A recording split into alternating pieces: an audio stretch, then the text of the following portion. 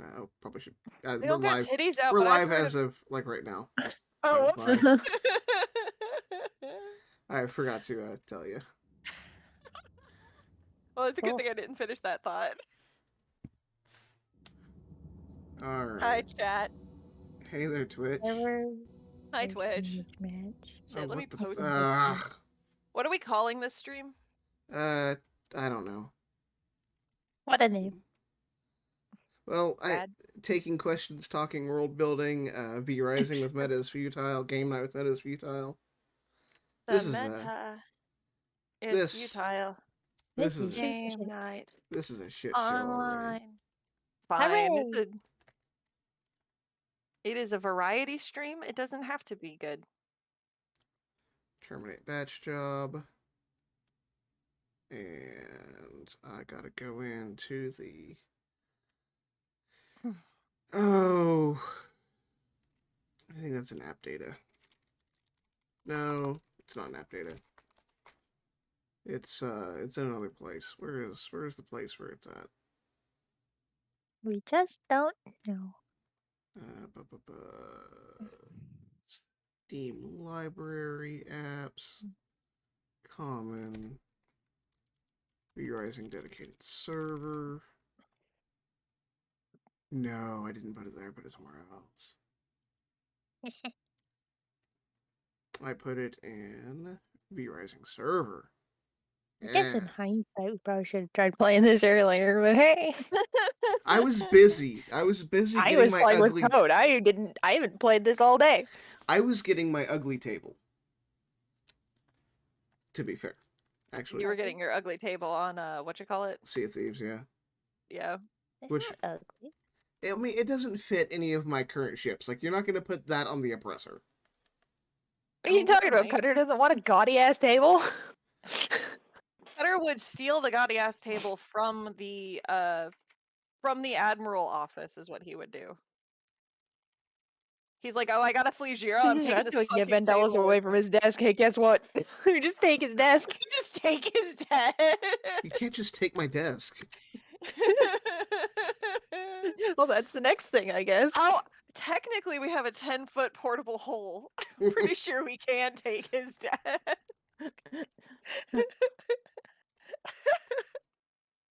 Just puts the portable Immediately looks at Quentin. It's like, hey, you can steal a lot, but you can't fucking steal my desk. Just puts touch your fucking hole desk. under Van's desk, and the desk disappears. Like, ha! Now you have to relax. Bold to assume he just won't sit on the floor. He's got shit like spread out on the floor behind him's like one of those conspiracy boards on like the map of Axia. He's coming apart at the seams because we took his desk. Oh, poor Van. We love him though. For context, chat, you know, all two of you that are here, Vandelis is Van/Vandelis is one of the beloved NPCs that Trit has made in our home games. He's a workaholic. He's a workaholic. He's trying to keep a pirate captain from killing literally all the people. It's fair. And nobody is, well, okay, nobody in the Navy is helping him. Nobody in the Navy is helping him. Plenty of people are trying to help him currently. Alright, eventually we'll be able to play V-Rising. I'm gonna put this... Oh, I realize that I like that I, Oh, hi. I like that I put a journal out being like, hey guys, we're live! And I didn't fucking link us in the journal. You can't do LS in Windows. That's a Linux command. Stop it. Alright, why aren't we clicking? Why are we in caps lock? Why aren't we clicking? What the f...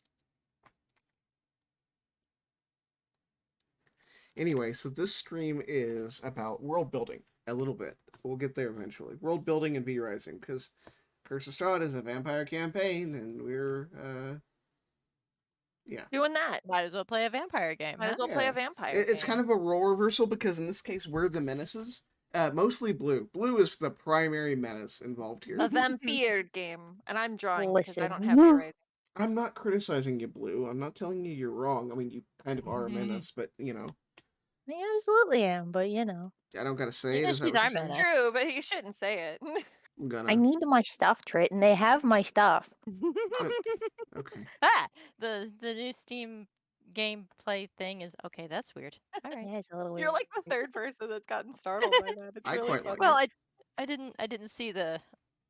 I hadn't checked the from taskbar game. I'm gonna join thing. post our stuff in like Lumi's server and everything. All right. So far, Ye- Don't mind me. I'm just posting everywhere. I don't like Absolutely. that. I don't like that the server log is. Say problem detected locally. Debug output. Please, 2 people follow us. We're almost affiliate. Would love it. Please. Well, we have Lisa. 49 followers, one of which is Twitch is set as a bot, therefore we only have 48 on paper. Lame. Post We'll get your there. links. We'll get there. It's fine. All right, the server's up. Hornsdale. We finally Comms in have progress. the server. It is running. Mhm. We are also considering doing a Minecraft server. I would love to do a Minecraft realm because it's like cheap and predictable, but you can only put so many people in a realm, and Yeah. that's going to become a pain in the butt if we have like half of the people that are in the realm are just us, and there's only Yeah. like 3 slots for other people that like want to join us. Servers are a thing though Yeah. because you have to like keep them up and shit. Yeah, but like I can do that. I've run a Minecraft server before, both self-hosted and cloud-hosted, and while cloud-host is probably the better option, it is also the more expensive option. It So- sure is. And this is a hobby, not a job for us, so We are not making enough money right now to do that. if you guys Maybe at some point, but you not guys are right you guys are getting paid? now. What? No, it's from a movie. I know. Yeah. Well, You guys are getting paid. See, I Rose have all is this stuff actually, in my inventory. I don't remember what I was doing. Rose is what? What am I doing? I'm not Rose doing is nothing. being productive. Like I'm sitting here playing a video game. I should Oh, be like I mean, writing or doing you're- campaign planning. No, we're streaming. You're being productive. It's fine. Fair enough. Okay, so. I cannot find. I think we only have one like question. But it will And it take a was while to video. answer because each It of us sure Good, yeah. fucking will. each of us have our own style of doing this, and I know that if you guys let me go on it, I will talk until one of you stops me. So I will pose the question, and I'll let you guys talk first, so that I don't dominate the entire stream time. Because I will, and I won't do it intentionally, but I will do it. It just happens. And I won't even necessarily. I will tell you I'm sorry, but I will not actually be that sorry. But no, We don't mind you. You know. I do like the sound of my. I don't like the sound of my own voice, but I do like talking. You know, so there's that. Oh, it's daylight. That sucks. So the question posed to us, which is a fantastic question, It really is. like it's top-notch question. When building an original world, roughly what scale would you suggest in terms of world size for a beginner DM? So again, that's when building an original Yeah. world, what scale would you suggest in terms of world size for beginner DM? That leads into a lot of general world building comments. Yeah. It does. And I know love how- this question. So I know how I would Here's approach one. it, but that's just because I've been thinking about this question since we got it. Mhm. And that's Then how. Then Go ahead. go ahead, Rose. Unless someone else wants to go first, that's I fine. got nothing. So go Okay. ahead. Because I like Trit will also go forever.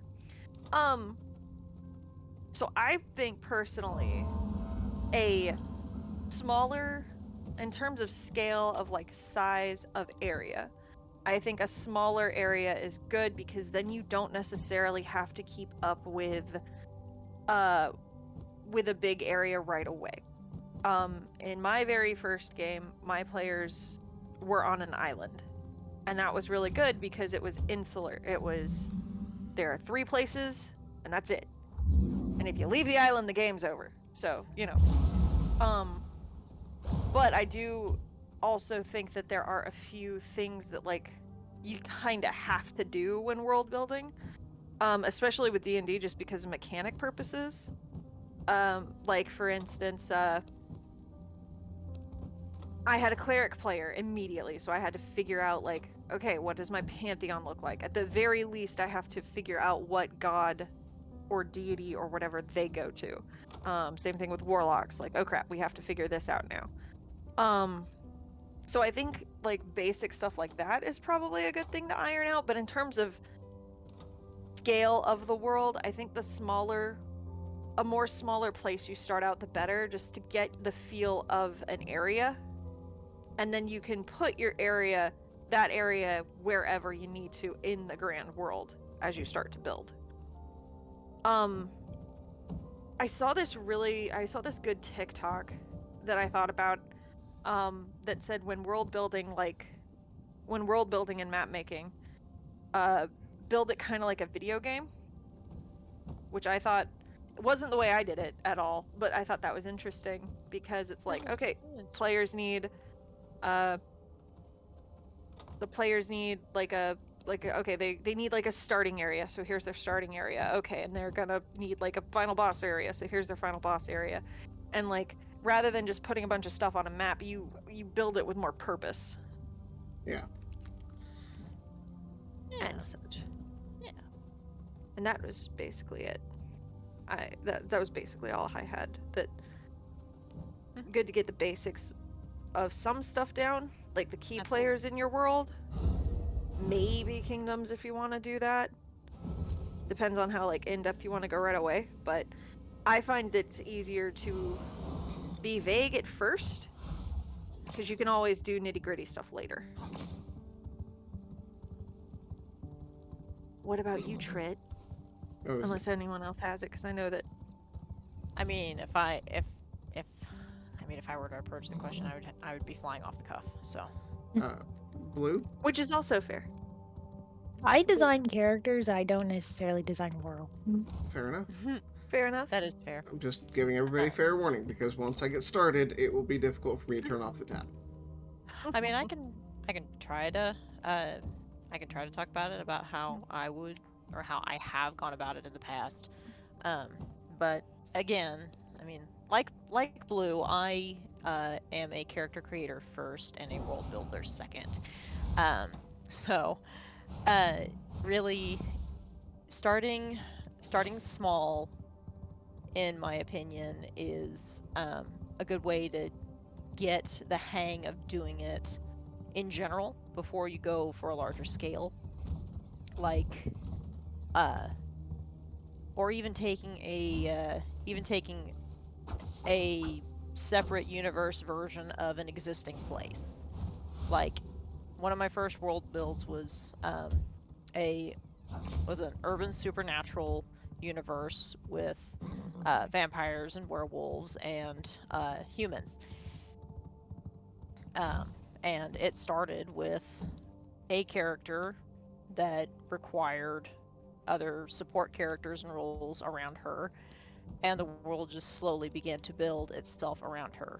And then it went from that character to her faction, to her bloodline, to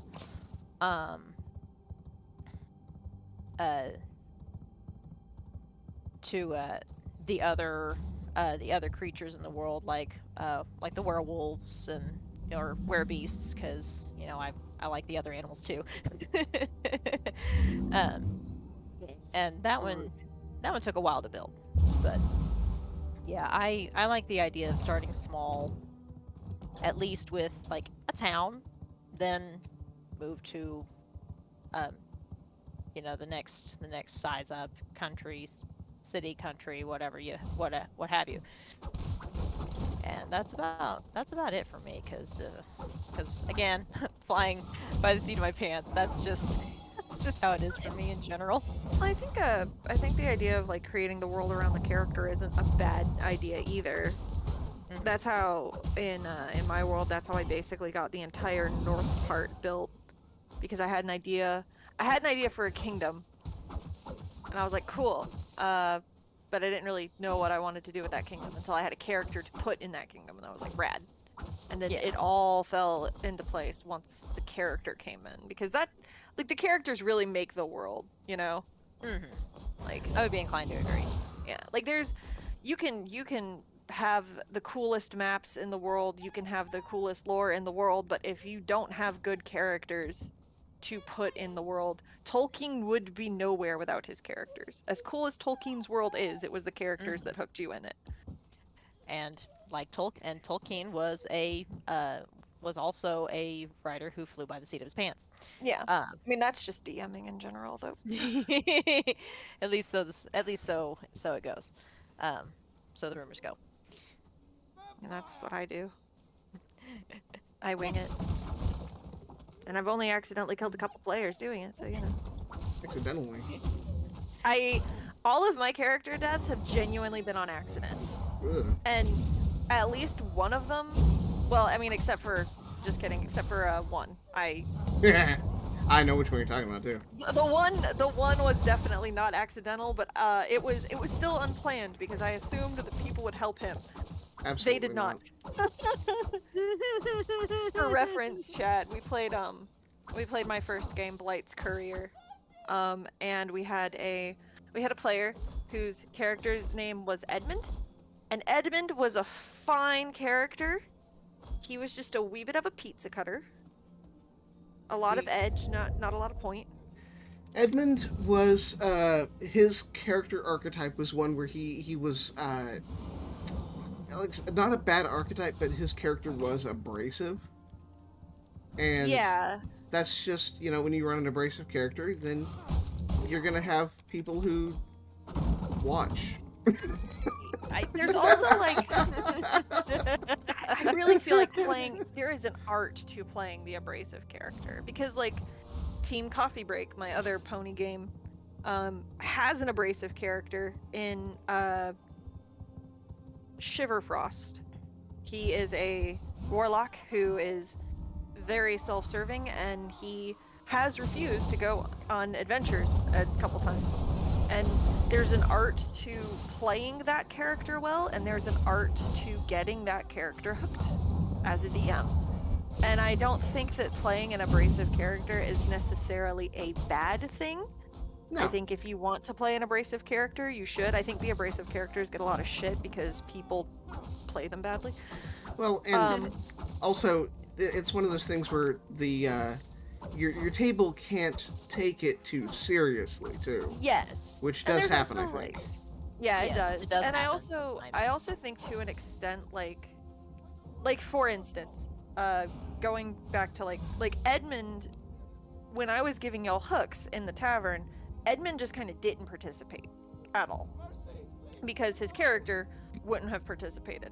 And while that is understandable to a point, you still gotta like participate in the group, you know? Like as a player, you still need to have enough like thought and like foresight. You gotta metagame a little bit. Just a little.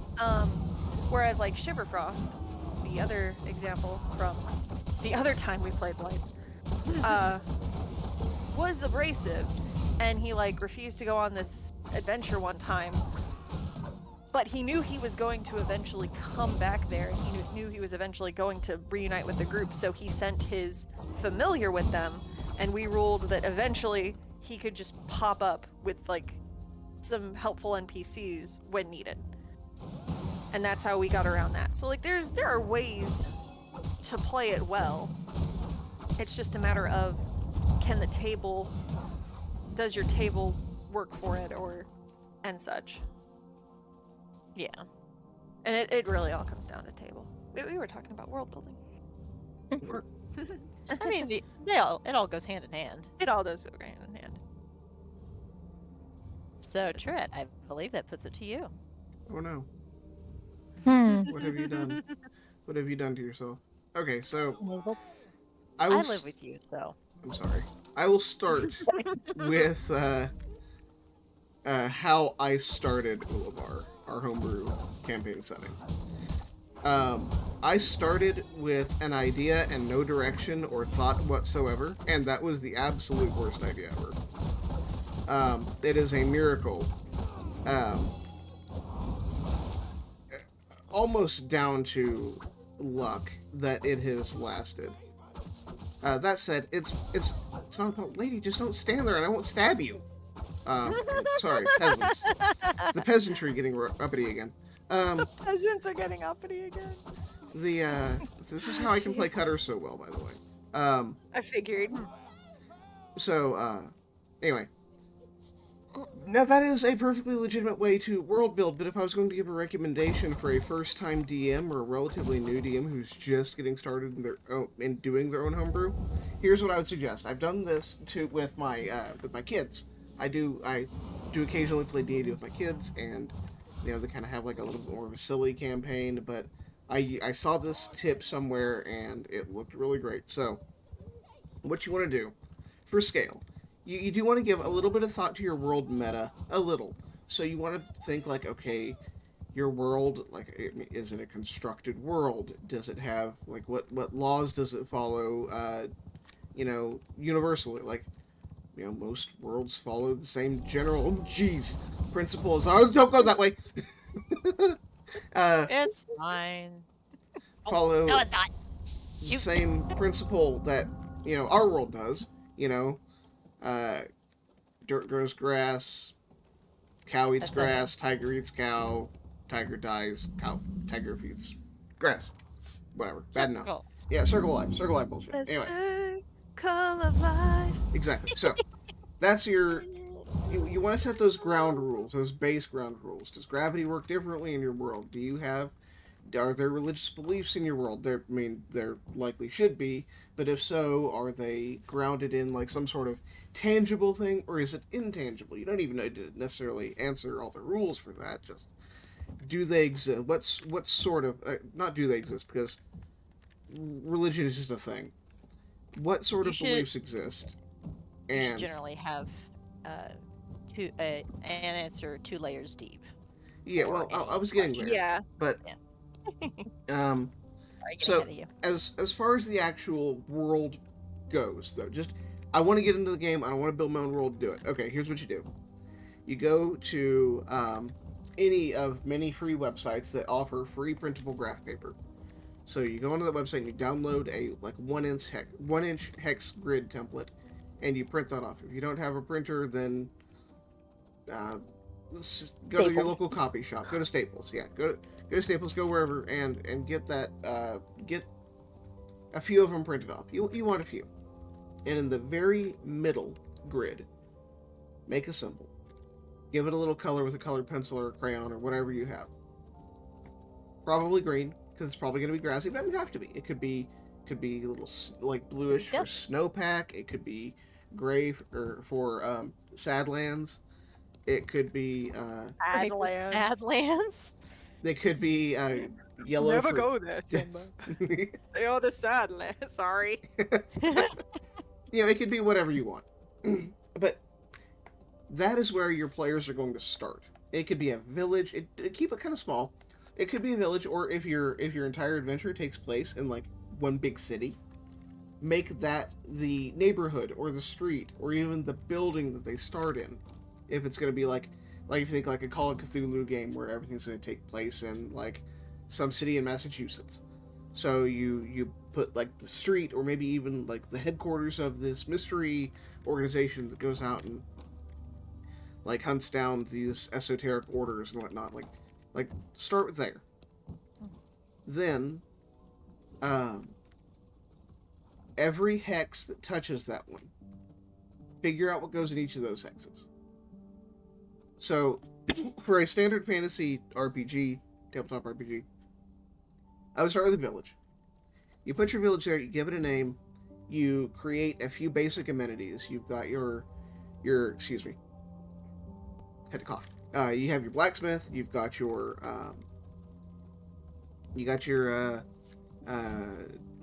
quest giver, maybe, you got the mayor, you got the farmer who maybe has some cows or pigs or whatever. You do your basic NPCs, 4 or 5 NPCs.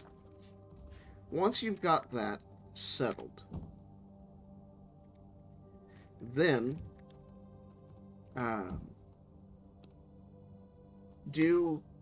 think about what sort of adventure hooks you want to put in there, and then fill out 1 point of interest in every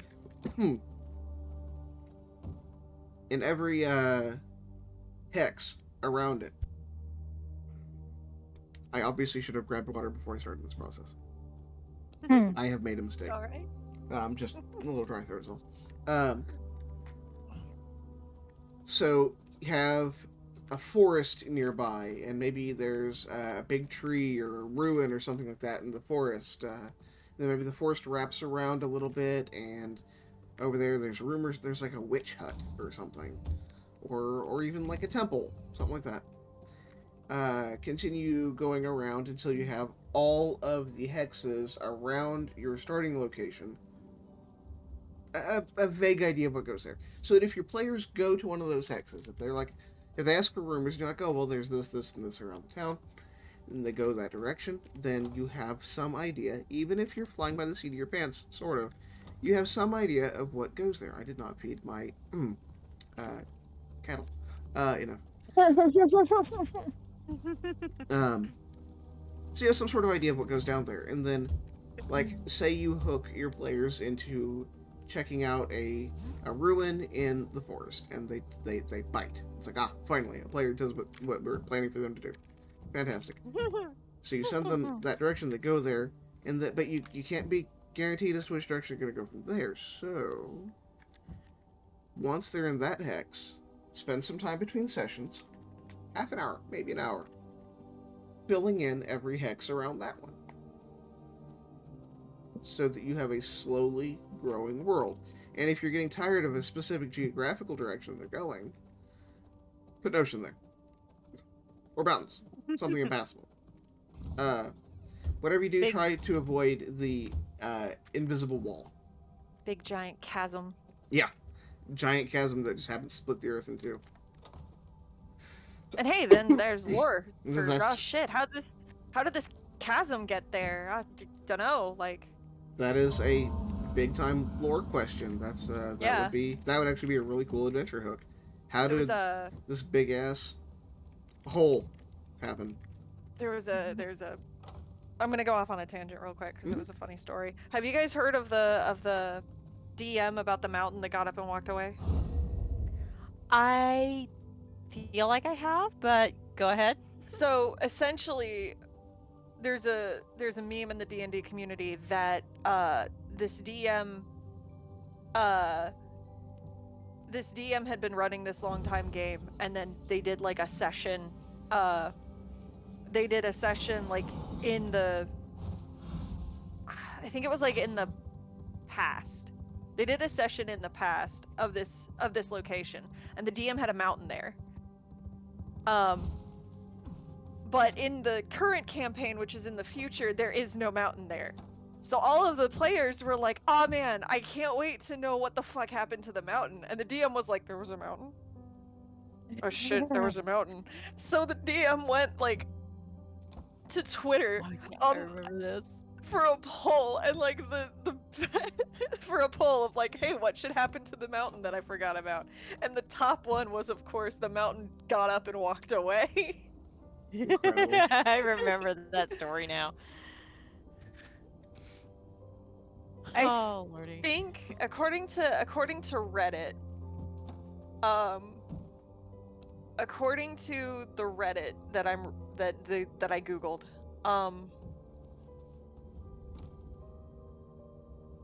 there was something about the mountain being a giant golem. The fucking, it's private. Oh well. Reddit. But yeah, so that's the meme. It's the mountain got up and walked away. And never be afraid. Completely effed myself in the D&D game I run by doing a flashback series to the founding of the city's setting and accidentally including a mountain that doesn't exist in the present day. One of the players said, "I'm excited to find out what happens to the mountain." Me too, buddy. I remember that story now, yeah. Like, genuinely though, don't be afraid of that situation. Yeah, because no. it will happen. You will forget about the mountain. And then the difference, what makes the difference between a story that's like, oh, you know, it's fine, and an incredible one is, what happened. If your answer is, shoot, I forgot about that. Well, I mean, that's perfectly fine. Like, no big deal. Nobody's gonna fault you for it. No one's gonna fault you for But it. if you do DMs manage have a to, lot. yeah, if you do manage to pull something out, like, the mountain just stood up and walked away because it got bored or something. Because it was a golem this whole time, and like, Yeah, like or some shit. that will go down in history. I'm trying to think of an example from one of our games where something was totally not planned but ended up going like insanely incredibly. I feel like there's been like world at like a world level or a character level. Yes. Because hey Rose, you've got some examples right there. Oh god, fucking. Let's see. Well, there's all of Alanwi. Yes. Yeah. So like one of the favorite things that I like that just keeps fucking happening for some reason is I will say something as a joke, and then it will happen. What if? But what if? Because of a what if. So like okay, so we have our two home games that we have is Pirates of Axia and Tales of Aucevez. Adventures in Aucevez. Adventures in Aucevez. Sorry, why did I go Tales? I don't know. Tales is a cooler, anyway, whatever. I'm like sorry. cooler word. It's a cooler word than Adventures. My brain liked that one better. Anyway, so it's Adventures in Aucevez. Yes. Okay, I get it. Still. So it's Adventures in Aucevez and Pirates of Axia. So Pirates of Axia has Cutter, Scourge of the Axian Sea, as the main bad guy. And we did a pony game of Blight's Courier. Where we had a version of Cutter that was a pony, and I set him up with an NPC because I am a filthy... The only way that got me into the pony game was if I could bring my asshole into it. It worked out so well, though. So anyway, Cutter fell in love with this NPC. And then I decided I was so graciously brought into Adventures in Aucevez as a guest character, and then they decided not to make me a guest and to keep me around for some reason. We adopted you. Yeah, she got adopted, and I was redoing her backstory because she was originally a character I had made for a run of Frost Maiden, Rime of the Frost Maiden. So I was making her story fit with the homebrew setting, and I noticed that her mom had the same name as the NPC that Pony Cutter had fallen for. This was literally just I liked the name, and I had forgotten like about everything. But because her mom shared the same name as this NPC Cutter liked, I went, hey, wouldn't it be funny if Cutter was Alanwi's dad? And then it happened. And the rest is history. And then it happened. But I think stuff like that, you know, that's like what makes world building fun. That's the kind of thing that just makes it fun. Yeah. You get these what ifs, and the brain takes off with it. Yeah. It's like, and I think but like, what if? I think what a lot of people run into, and I know it's a trap that I have also kind of run into, is like, my world has to be built. My world has to be built and ready and completely intact for when things start, and like it doesn't. Like No. the hex thing that Trit said was basically perfect. Like you want that area in because like let's say like my world is fairly fleshed out simply because I've run so many games in it so far. I've run at least 3 different versions of I've run 2 different versions of Blights and like a couple other games. And I had another person run a game in it. Like it's just kind of built from oh no, you died. I sure did. Oh, are you fighting the Curse Weaver? Yeah. Okay. Yeah.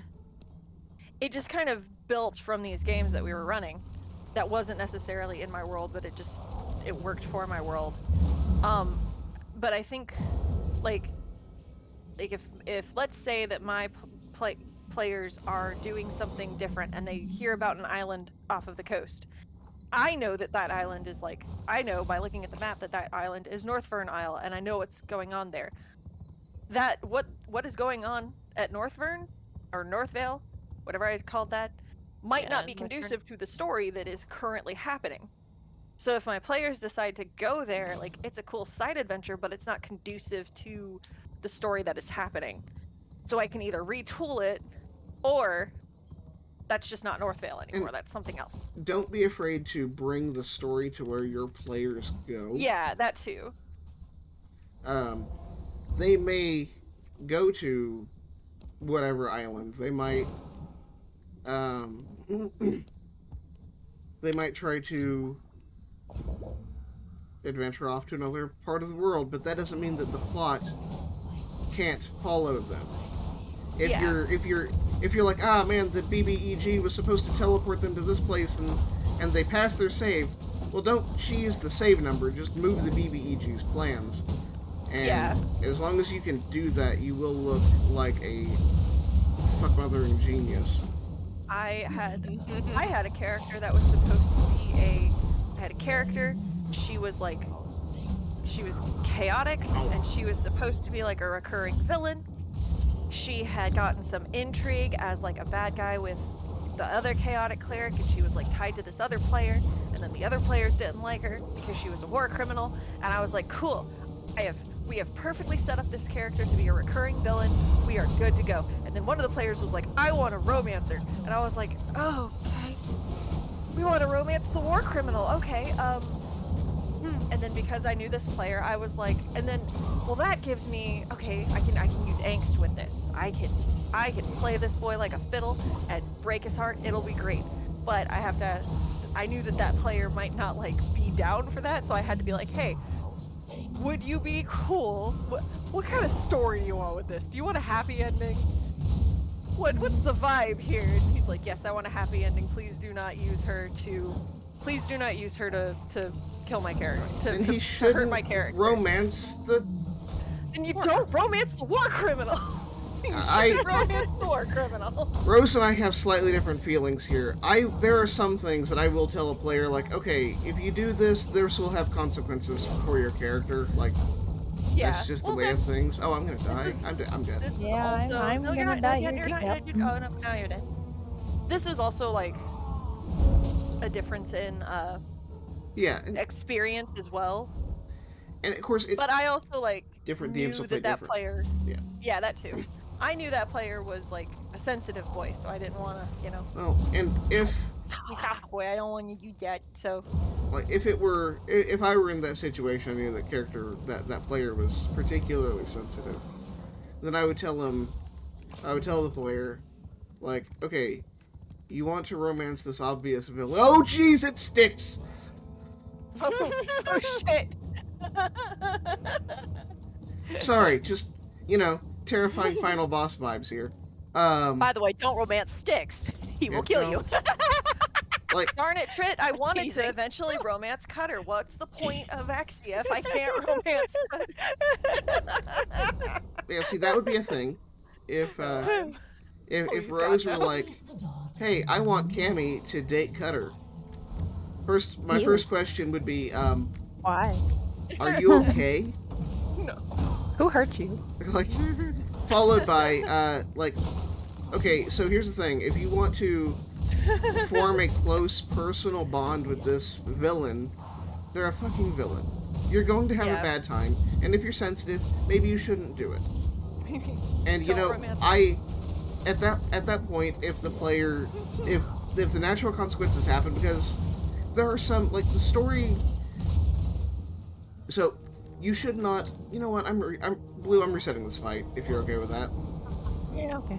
The point that I was making is that I had to completely change the BBEG's plan. That I'm gonna hurt the boy even more now, but just not with her. The Almost day dog. what I was with that situation. I guess I'm not fighting this lady today. At least not until dark. Consequences. At the, if you have the situation, you're like, okay, this, like, you can tell this character's been set up as a villain, right? And like, yeah, but I want to romance her anyway because I don't know.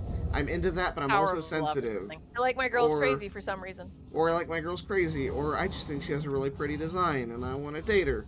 Okay, then you will accept the consequences of your actions. And if you don't, then this table might not be the right fit for you, and there's nothing wrong with that. That's just the way of things. And that is something that It I've happens. taken a lot of time to develop. Like that's not something that I came up with. Like it the players are the focus of the story. They are the main characters. At the same time, they have to trust the DM to provide the backdrop and the world and the narrative bones of the story. If the players are going to say, okay, I know you have this planned, and I know this isn't a character that's necessarily going to be shippable, but I want to do it anyway. And then, but also don't. And they can't hurt me. They can't hurt me. I can't handle Now that. then Then you can't that's a- handle that. Then No, no. that's- Like Yeah, like the reason that I even asked is because I'm also a dirty, filthy shipper, and I thought they would be cute. But like I knew it could change. Like I knew, I can change this character. I can change XYZ. It Yeah. it all depends on what vibe you're like. If she were like a Cutter figure, obviously no. Like obviously I can't change that. But she wasn't Cutter. She wasn't even Yeah. close. She wasn't Strahd. She wasn't Yeah. Strahd. um, Speaking Because of he- Barovia, Yeah. unless you're not done with, no, good. I was so going to much- say like, we were talking about world building and hexes and stuff. Barovia is a really good size, It is. and Barovia has a lot of stuff and lore in it to figure out, If which I think is good for a session for a game. absolutely, if I were to set up a game, or if I were to set up a new world, and my goal was Barovia sized, I would start out with like on the hex idea. I would have Mhm. Barovia Village in a hex. For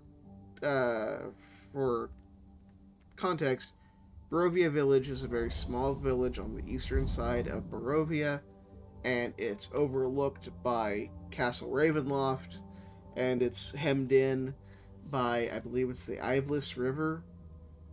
So I would have Barovia Village in the middle hex, and then I'd have the Vistani camp in another hex. Castle Ravenloft would be another hex. The river crossing would be another hex. Maybe the Barovia gates. Yeah. And I'd have some open space where I would have not random encounters. I don't like random encounters. I'm okay rolling encounters, but I want my encounters to. I will roll my encounters ahead of time, and then like have them pseudo planned. Encounters are weird, and like I think do take some planning. Like I think having a roll table for encounters is a good idea, and maybe even rolling them in game or ahead of time is a good idea. I think I like the ahead of time idea better, but like that was something that I ran into with Fandelver, because anytime like Mines of Fandelver is a starter game in D&D, and it gives you everything. But one thing it kind of stinks at is the encounters, because it's basically just, here are the encounter tables for day and night. There you go.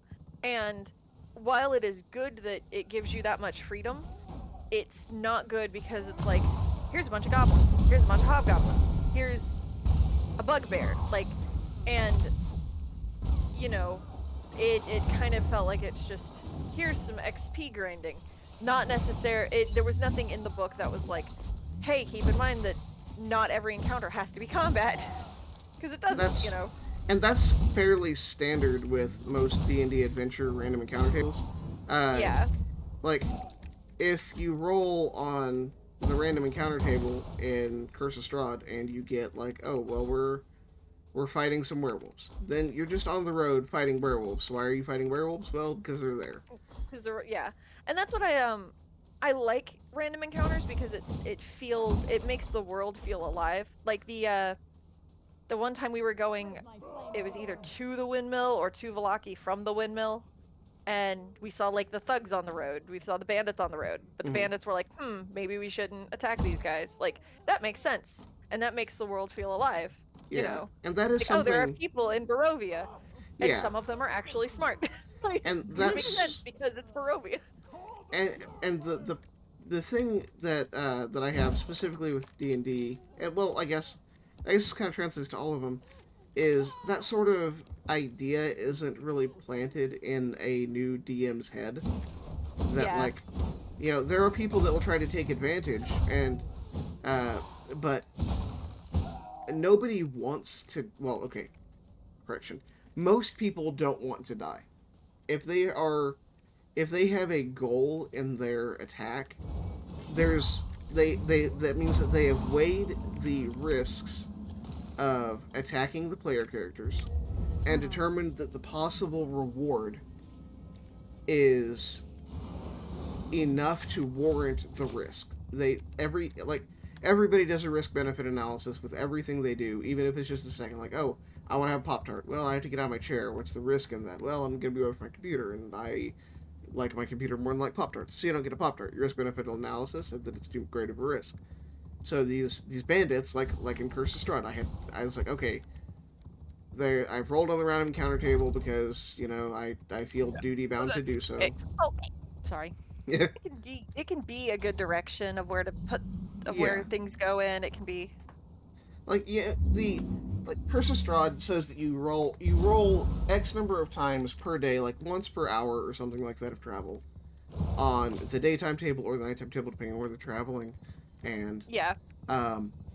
If you roll the encounter, it just says these things happen or these characters show up. It doesn't say they have to fight though. And one thing is, like, in Curse of Strahd, Barovians are very pragmatic people. Most of them are not going to just outright kill you, and the advantage that I have is that Strahd has spies everywhere.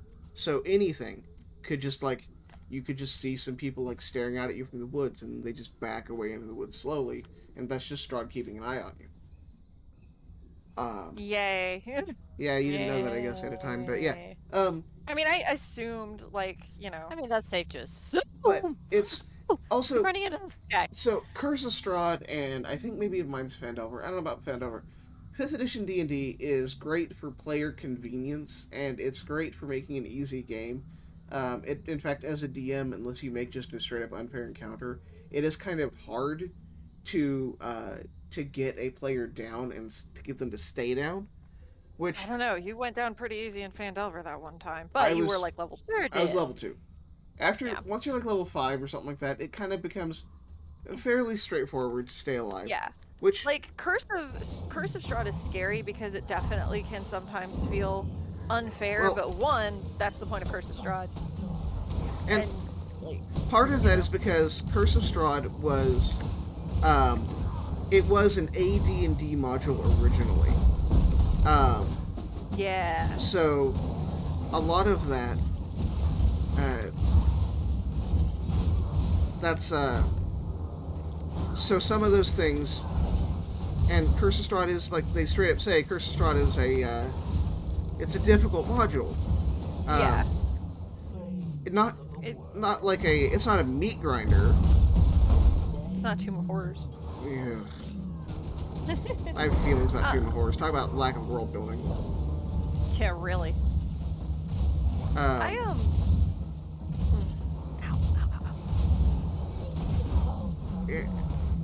It's that is, in older D&D, like Curse of Strahd was originally expedition to Ravenloft. I'm dead, FYI. So try not to.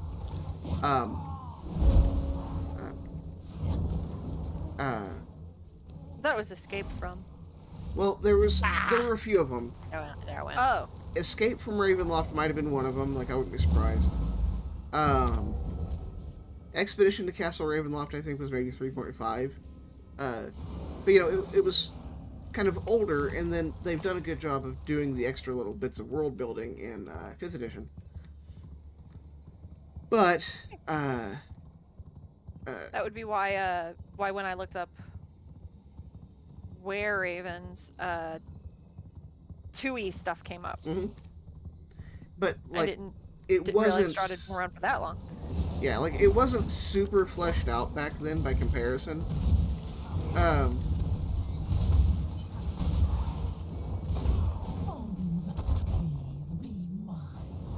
What is she doing? I don't know. It feels very fleshed out now, though. Yeah, and it's by no means perfect though. It requires a lot of attention, which is, in my opinion, a good thing. Like, a module should expect a DM to do a lot of flavoring.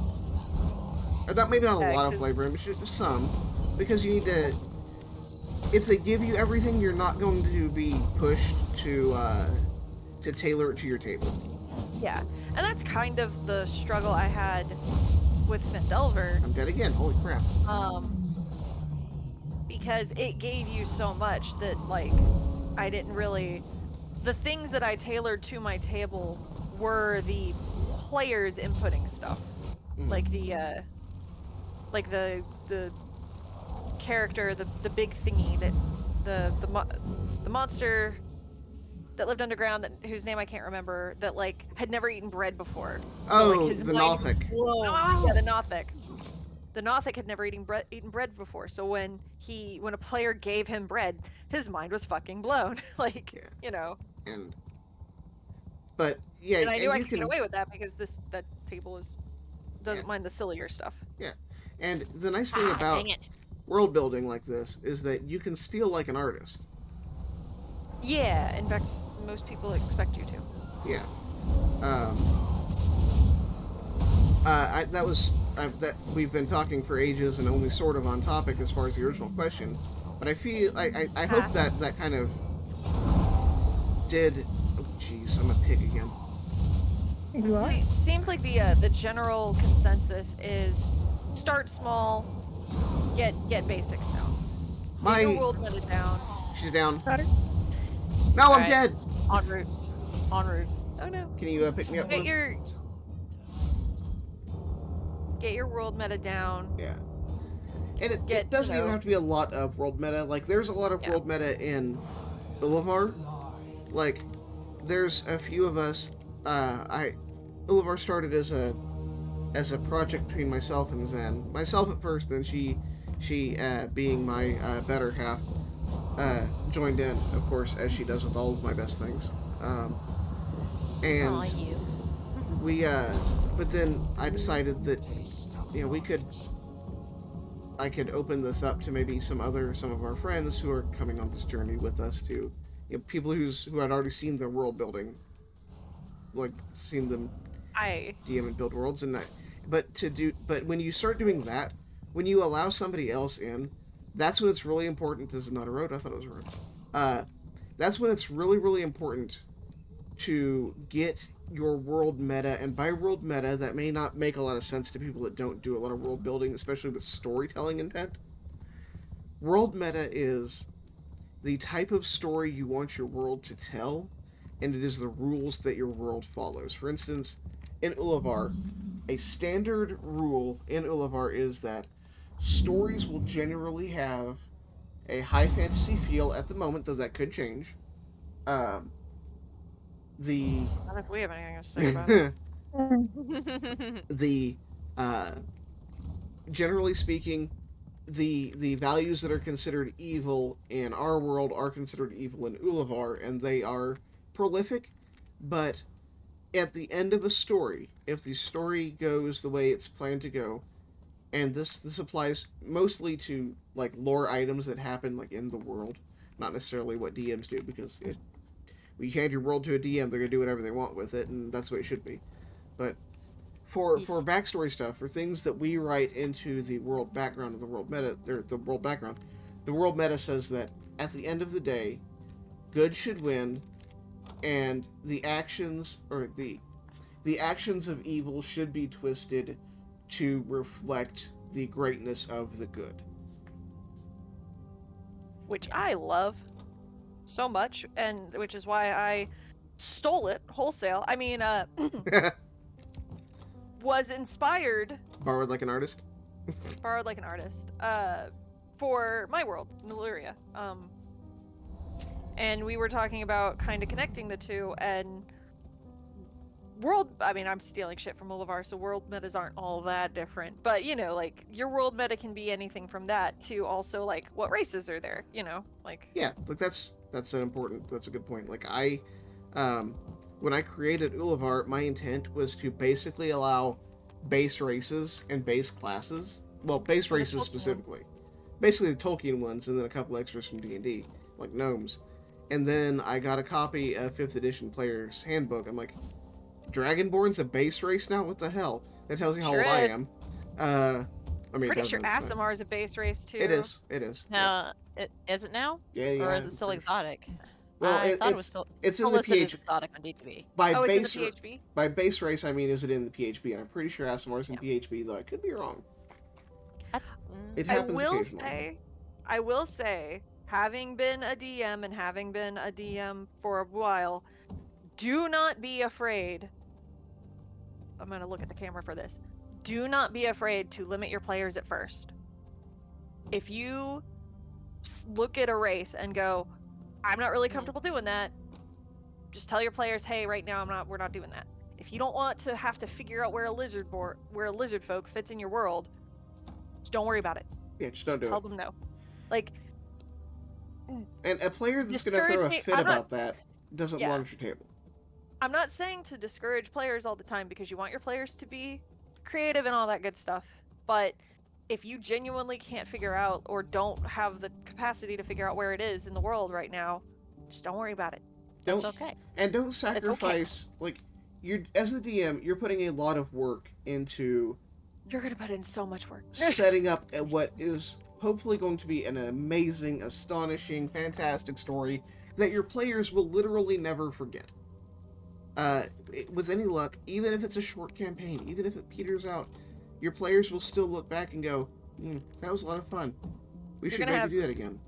You're gonna have so many memes and so many moments of everything. Exactly. So Yes. it is a And jokes player, and everything. Yes. as long as you're being reasonable in Yeah. your like oh no, you can't be an elf because we're humans only. Well, but you're in a high fantasy setting. I mean, unless you go into that with those ground rules laid down. If somebody says, actually, this is a good example right now. I actually bent a little bit. I was very firm in that these are the races that are going to be in the world now. We're locking it in. We're done. And somebody was like, We had a list and everything. we did. Somebody was like, I really, really want to play a rabbit. And I'm like, well, Heron gone. yeah, Herongon. Like, I don't really have Herongon in the world. She's like, well, I mean, I've already drawn her. Well, I mean, sucks. Like, and there's more nuance to that. But what we ended up doing is I thought, well, maybe I have this Fey realm that's kind of like attached. What am I doing? I'm making Scourgestone, good lord. I have this Fey realm that's attached to Ulivar, and it is a very strange place where this Fey who thinks that she's just the best matchmaker ever lives. I said, okay, well, this Affected Milana noises. yeah, this player could, like, her character could have been a halfling that went into the Fey realm and was just eventually twisted or turned into a rabbit halfling person and used the Herongon stat block, sure. And then I was like, well, it would be kind of cool. And of course, none of this is canon. That's another thing. The canon is what you make it. You can change it any time. That's a secret. Yeah. Took me years to figure out. You can, like, Canon's changed so fucking much. Mm-hmm. it's like, she was maybe twisted into this form by the Fey realm when she went in there looking for her true love. And Because the Fey realm does weird things to you. and It then does. I ended up adding that the Fey Queen has her attendants and her guard are partially made of awakened rabbits now. So that's a thing. Horrible, and I love that. I don't know if that's gonna stick, but For now. works for now. I mean, I think For like now, it world works. building is I will be the first to say that world building is a collaborative effort, and your world is going to change as your players play in it. I have my entire don't be afraid of that. pantheon I have my entire pantheon because of D&D games, because we have played in my world a good bit. Your world's going to change because of things that your players do, and you shouldn't be afraid of that. Yeah. Don't be afraid of change. In fact, it's compromise is of critical import. You can't play this game without it. Yeah. Any of the, and this isn't limited to D&D. I know we're using the word D&D a lot, but really, any tabletop. Yeah, any tabletop. Any tabletop. Because D&D is just synonymous with Yeah. with tabletop, and D&D is easier to say than TTRPG or tabletop. Yeah. Mm-hmm. So, but I mean, on one hand, stick firm on the important things in your world and in your story. Like, if your players, I'm sorry, go ahead. I was gonna be like, yeah, if you don't want an evil character, then don't put an evil character in. But then you put Agrona in, so. I wasn't paying enough attention on Agrona. I like Agrona. Agrona's a good character. It'll make a good. She'll end up having good character arc, or she'll die. Yeah, but or she'll die. Either one. Have a good arc or die. Well, I mean, kinda, yeah. But the like, yeah, that's the thing. Like, I have a certain set of personal ethics. As if you say you don't have a set of personal ethics and you just haven't figured it out yet, or you're naive about it, sorry. You have a set of personal ethics, and you know, like, there are certain things in the stories that I tell. For instance, I don't generally run evil campaigns. If you create an evil character, then generally speaking, great, there's an NPC for me. Now, where's your actual character sheet? NPCs can be just as fun, though. Yeah. And, you know, if I were to run an evil campaign, there would be, you know, some other components to it. But, you know, I think. No, you weren't done with your. You weren't done with your thought. My thoughts are coming in sporadic bursts. Please feel free. I was going to say that, like, I don't think on the same vein as, like, you can play an edgy character, you know, well. I don't think an evil character. I think an evil character can be done. Mm-hmm. I think it would take some doing if you're not doing an evil campaign. Yeah. It does. Like, it would take some talking with the DM, seeing if the group can, like, for instance, Alonwi died in our game. Alonwi Which died. time? And the second time. There's no. Okay. She's only died once, but it's her second death. Yeah, she's only died once, but it's her second death, because I was supposed to be a guest character, so it turned out my character was dead the whole time. That's yet another fun accidental thing that has been character growth for her. But would you believe me if I told you that Alani wasn't supposed to have trauma? Rose, it's your character. That's. She wasn't, though.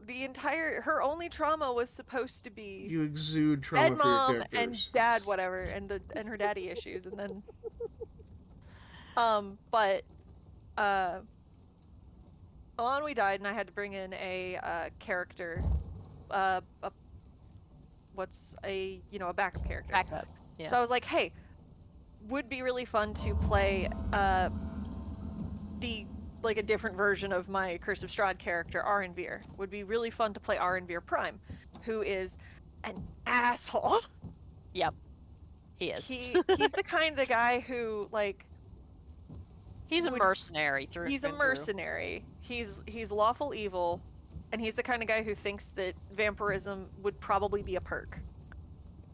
So yeah, there's that. Yeah. But that's, like, not but in talking with the group, being like, hey, this is one I could bring in spur of the moment, and then with talking with the group, we were like, maybe that's not really what the group needs right now, since they just lost someone. Let me bring in another character.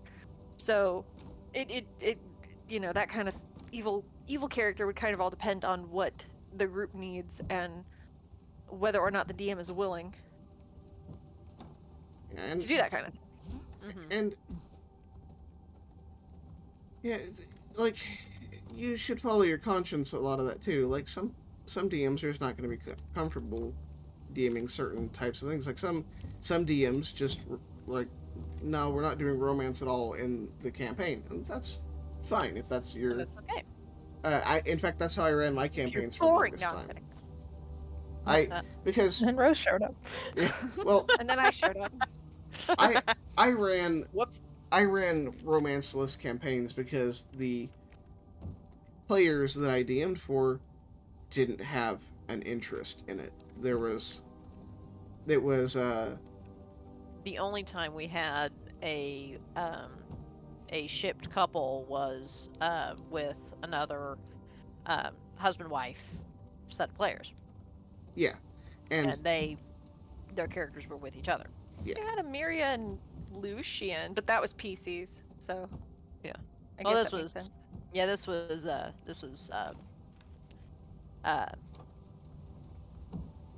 before Oh, we met y'all. yeah, this is Okay. ages and ages ago. I see.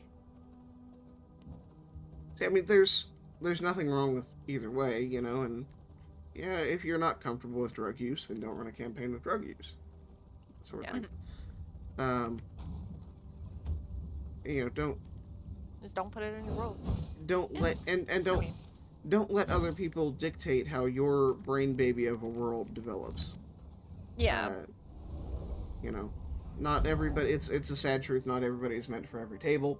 I get this is that's okay, diverting too. a long ways from world topics, but I mean, it's beginner it's DM organic. stuff. It's still DM Yeah. stuff. Yeah, So- it's absolutely beginner DM stuff. one of the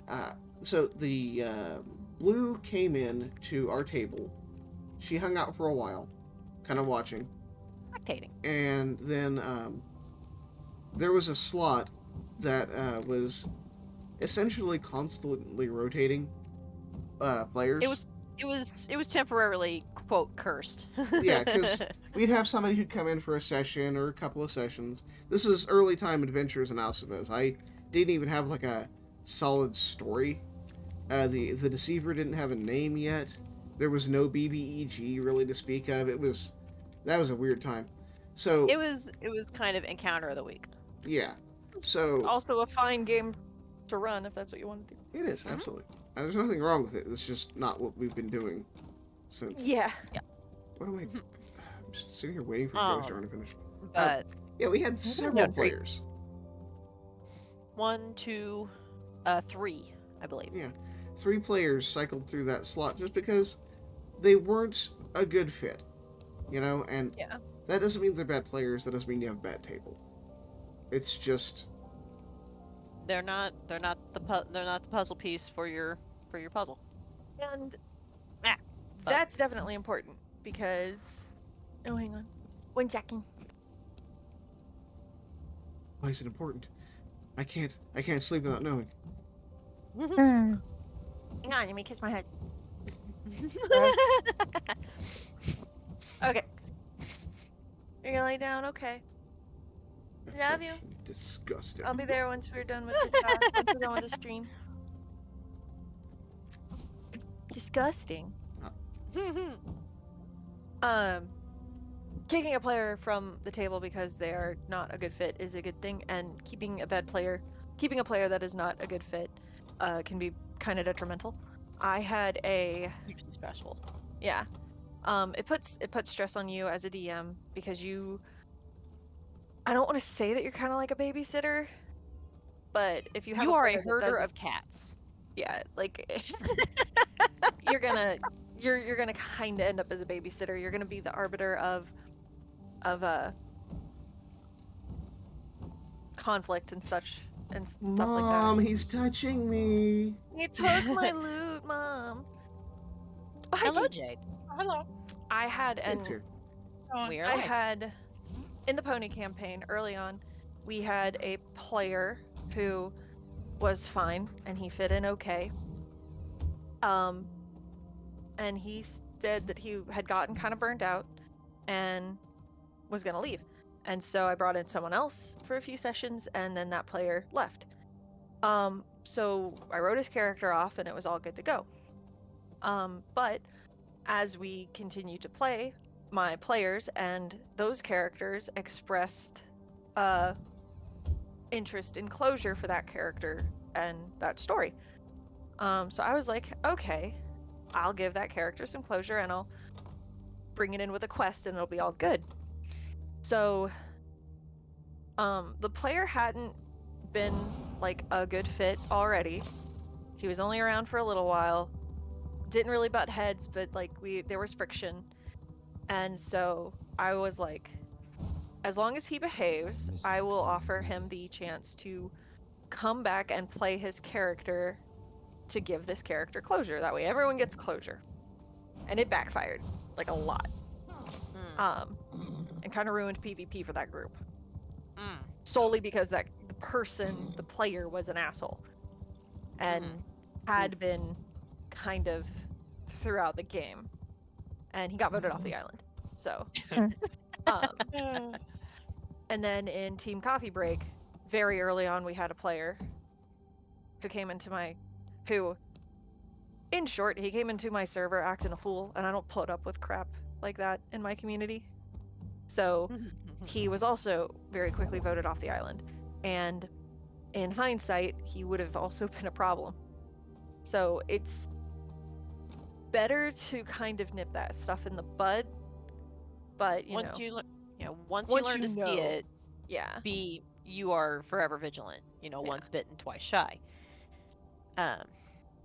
Because we have had people who were just not great fits, and also had personality clashes with the existing table. Sometimes it's not necessarily that they're like a bad player. Sometimes they don't. A player who's looking for an old school meat grinder is. They do not jive with the rest of the table. Does not jive with play style. Yeah, I have in Team Coffee Break. I have one person who is totally fine with everything going off the wall and going crazy, and I've got two people who prefer a more grounded story. And being a DM is part telling the story that you want to tell, and part catering to your players a little bit to make sure that they also get to tell the story they want to tell and get to play the story they want to. They're the main characters after all. You're giving a sandbox, is what you're doing. You're giving a sandbox and some railroad tracks. Oh, look, I'm so dapper, so colorful. I mean, they're going to derail it immediately, but that's as is meat and just. That's why I wrote into my world not only a fast travel system, but a railroad system. Hey! Hey! Are we gonna try to take on Voltatia tonight? You want a fast travel? Cool. Right. She's inside, right? In my world, I stole from the Never-Ending Story a road that will take you to where you need to, like, take you to where you want to go, essentially. If the road deems you worthy, you can. You could do that, yes. If the road deems you worthy, it takes you to where you want to go, or sometimes where you need to go, and that's very convenient. Dig a little deeper. Yeah. A little deeper. And that's handy for not only these characters need to get across the map. Cool, we can do that, and it's handy for these characters are wanting to go this way. Now we're going this way instead. Oh, that Gatler does so much damage. Cool. Oh no. That just doesn't stop shooting, does it? Nope. Doesn't look like it. But Jade, we're here. Do you have any input on the question that was posed? What was the original question? I know, like Crit keeps saying, we kind of bounce between topics, but it was. When building an original world, roughly what scale would you suggest in terms of world size for a beginner DM? Right. Well, I mean, of course, the problem is I don't know if I'm going to rehash anything y'all have already said because I wasn't here, but that's fine. And I think the point is like the scale of the world doesn't matter. It's just like the scale of like the adventure, if that makes sense. Like, I think it's best to start with a like small, like local or maybe regional focus, like. Because like then you can flush out, to a greater degree, like the setting, but you don't really need to think of like what's going on the other side of a world. Like that's not going to be relevant to that specific game usually. And there we go. We're pretty well in agreement. Right. Yeah, that's fair. Like, I guess Osivez, again, is a little bit of an odd duck. We've been all over the place, but we're still kind of in, like, not, you know, we're in, like, a continent. The Like, purpose of Axia's a bit more Osivez was focused. to explore the continent of North Osivez. Right. So, And even then, we haven't explored all of it. Like we definitely don't know Haven't gone much to the about Reaches yet. Reaches. We haven't gone to Well, the it started in the why I'm Reaches, interested in but- getting more information Started in the about that. yeah. Gone to it- Brigaria. Hell, Brigaria we would be haven't- its own. Yeah, we haven't really Yeah, gone Oh, there's a freaking... further than the South Reaches. Yeah. Brigaria could be its own fucking campaign. Oh, that's honestly. Voltatia. Great. There's a Gatler in here now. And of course, it can depend on the like nature of a campaign. Like, you know, Axia is a bit more focused, but I mean, Axia is also, you know, there's still kind of a lot of different places because you could, you know, travel by boat Yeah. to a lot of places. There's and we've gone to a few places. Yeah, I in mean, you guys Axia. traveled a massive distance to go to Kumantai.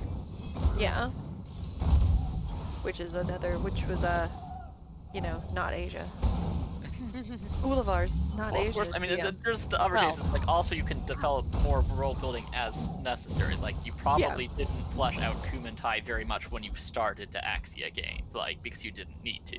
Like, you might I have knew had it some existed. ideas, Yeah, we but- had right. some Yeah. ideas Yeah. for it, but we didn't have, like, details, yeah. And like usually that's all you need at the start is just to know a place exists, so that you know the players can be like, oh yeah, I recognize that place, but like Yeah. we're not going there anytime soon. Why would we? Or like in the case of my character for that campaign, that is her home. That is her home. Oh yeah, for sure. So yeah, But you might need that- to figure out that's stuff it. for backstory purposes, but And home, and like, again, with this whole like world around characters, I think having a character from a place and such is a good way to like flesh it out. Like okay, I have Nyleria, and there's like a big swamp island. Okay, well I have a druid character who's from the swamp island. Okay, well, what's the swamp island like? Now we get to flesh out the swamp island, you know, that kind of thing. Or Like, like, in Thunder's case, that what helped flesh out Kumantai for that purpose was the fact that she was a self-exiled noble on the run from an arranged marriage with the fiend emperor ruling her homeland. That was it. That was the base knowledge of Kumantai as it was with Thunder coming into the campaign. And then once we got there, we could, once we knew we were going there, we could flesh it out a little bit more as we went. Like in Roots, I had a couple players whose backstory was like amnesia trope, woke up in front of a amnesia, woke up in a village type trope. Like just boom, I'm there now. One player was easy to get taken care of, but the other player like didn't really have much to give me other than a couple things. So I was like, hey, it would be cool if turns out you were a changeling the whole time and just didn't know it. And they didn't know what was going on, but I did say, hey, are you cool with me changing your character's race? And they were like, yeah, that's fine. And I was like, rad. And they were like, what are you gonna do? And I was like, don't worry about it. So now I get to figure out. It's fine. Don't worry about it. So now I get to flesh out, now I get to flesh out not only the town that they woke up in, but now I get to flesh out a whole ass race that wasn't there before. I knew they existed, you know. yeah, again, like that's just like the thing. It's like you can, to a degree, figure out some details as you go. Like Yeah.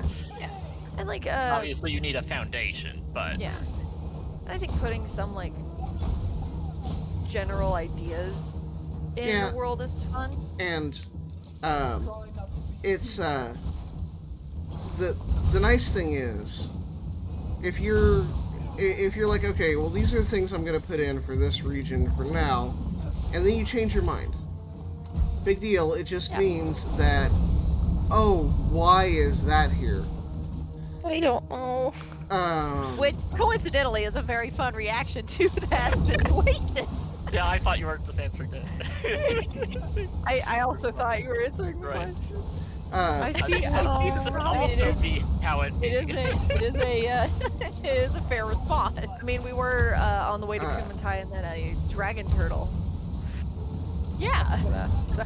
I mean, also from the player side of things, that's like also generally like how like I think about world building. Like I find out a detail, and I'm like, oh, why is that here? What is going on here? What happened there? And from the world building side, you know, a fantasy world generally doesn't have perfect communication. So, like, oh, this detail was an accurate DM. Well, yeah, communication's not perfect. Yeah. Like, Or even in the case of maps. just Like, like yeah, like maps. Stuff, look at pictures of how medieval artists drew like rhinos Right. and Do elephants. anything. Like anything that they Do couldn't anything. directly A look cat. at. I mean, Nail, even these days, like bad, you know, information exists. Like, And I mean, people still do that today. Just look at all the bad tattoos people have. Like they're right. Look at all the horses with broken legs. Yeah, different skill levels, just different knowledge things. Sorry, like, Blue. this is really bad. It is really bad. So bad. Jeez. I'm Oh my gosh, I'm you guys dead. are getting I'm pummeled out there. Yeah. friggin' dead. Not. Oh no, now you are. Like, there's always gonna be like individuals who just don't know things, even if you Yeah. assume it to be common knowledge. Like, Wow, that In fact, was. there was And don't We be did afraid incredibly to well, like. but that was incredibly painful. Don't be afraid to change stuff too to suit the narrative as well. Like, they heard that this one town's name is Greenvale. Cool. They're gonna go to Greenvale because they need to chill for a bit. But you know that the story needs to continue. So now Greenvale is now. So congrats. Now Greenvale is the headquarters of the BBEG. Like, Yeah. stuff like that. That's one of those like bring the story to the players, even if the players aren't going where you want them to Yeah. go. Or And like yeah. you know, Greenvale is now not green. Oh no, what happened? Now there's a plot hook. yeah, exactly. Now I need blood. Oh, One here. thing. Oh, cheers. One thing that that actually leads into really well. I'll deal with you myself. So you said players looking for chill. I've Down. actually I'm oh yeah, we I'm were talking about still that. developing Sure. this. Like as a DM, it's probably my pacing is probably my DM weakness. Pacing is hard you're to get working down. on it. I honestly. am. I'm not saying I can't fix it. I say that like right now of the various Yeah. things that I Oh, that's have. okay. Yeah, It is something we're regularly it is. You know, and that is a good thing. I like knowing there's something that I can work on and improve. So we but yeah, the sorry, I got defensive there for a second. So I just thought. I can't imagine you were- why. It's not like you're fighting a very scary lady. yeah, mean, she's super pacing- scary. Pacing is also just a hard thing to get down for any DM. Yeah, Like, and the only reason that Blight's pacing was so well is because I had run it twice and because there was only 3 places to go. like a really important thing for pacing in D&D is imagine actually this is how I put it I think yesterday we were talking about this. Uh-huh. Yep. You're you work a job in theory, or you at least know how working a job like functions in on the theoretical level. Shoot, that's a paladin.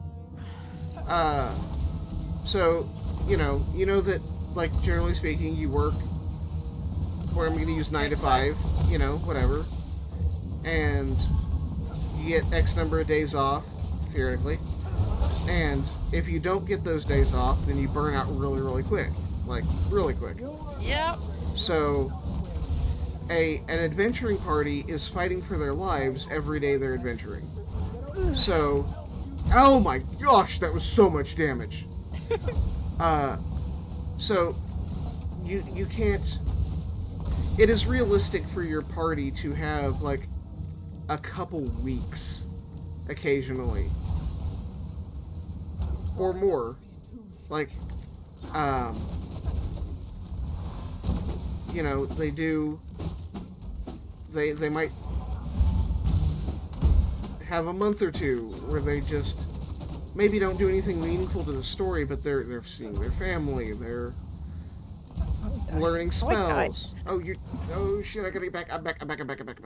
Or again, I mean, you can have story reasons for waiting as well. Yeah. Like, you need to look up some part to Yeah. find information. And like you said, like, information is imperfect. Like, sometimes you won't know where the next thing you have to do is.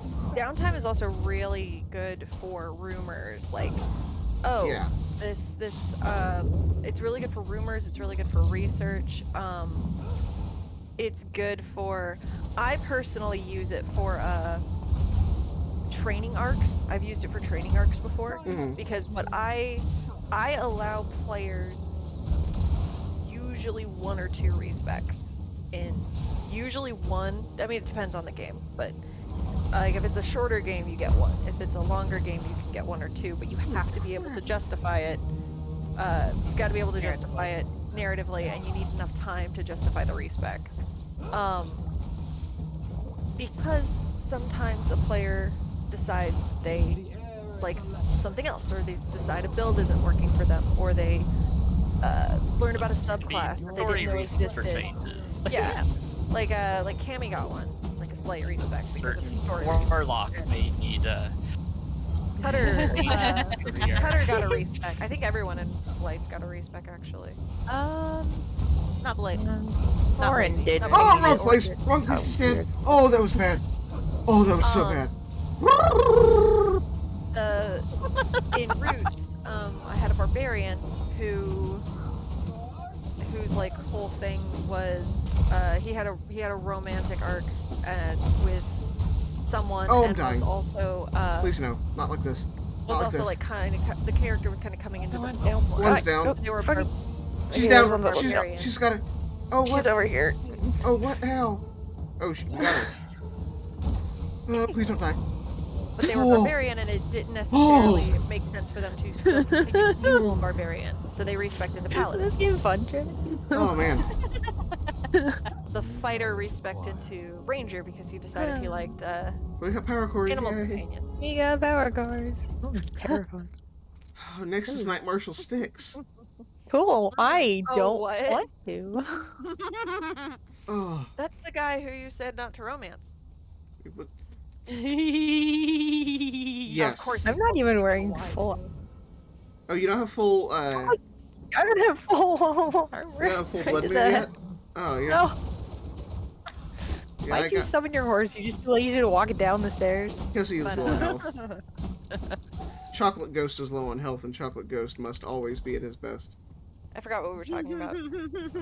You never know when the ladies might be looking at these sexy, horsey, stitched-on legs. Oh, a Gatler? No, say, oh, please don't. Okay. I've forgotten what we were on subject matter wise, but yeah. We kind of really run the gamut as far as like new DM stuff goes. Yeah.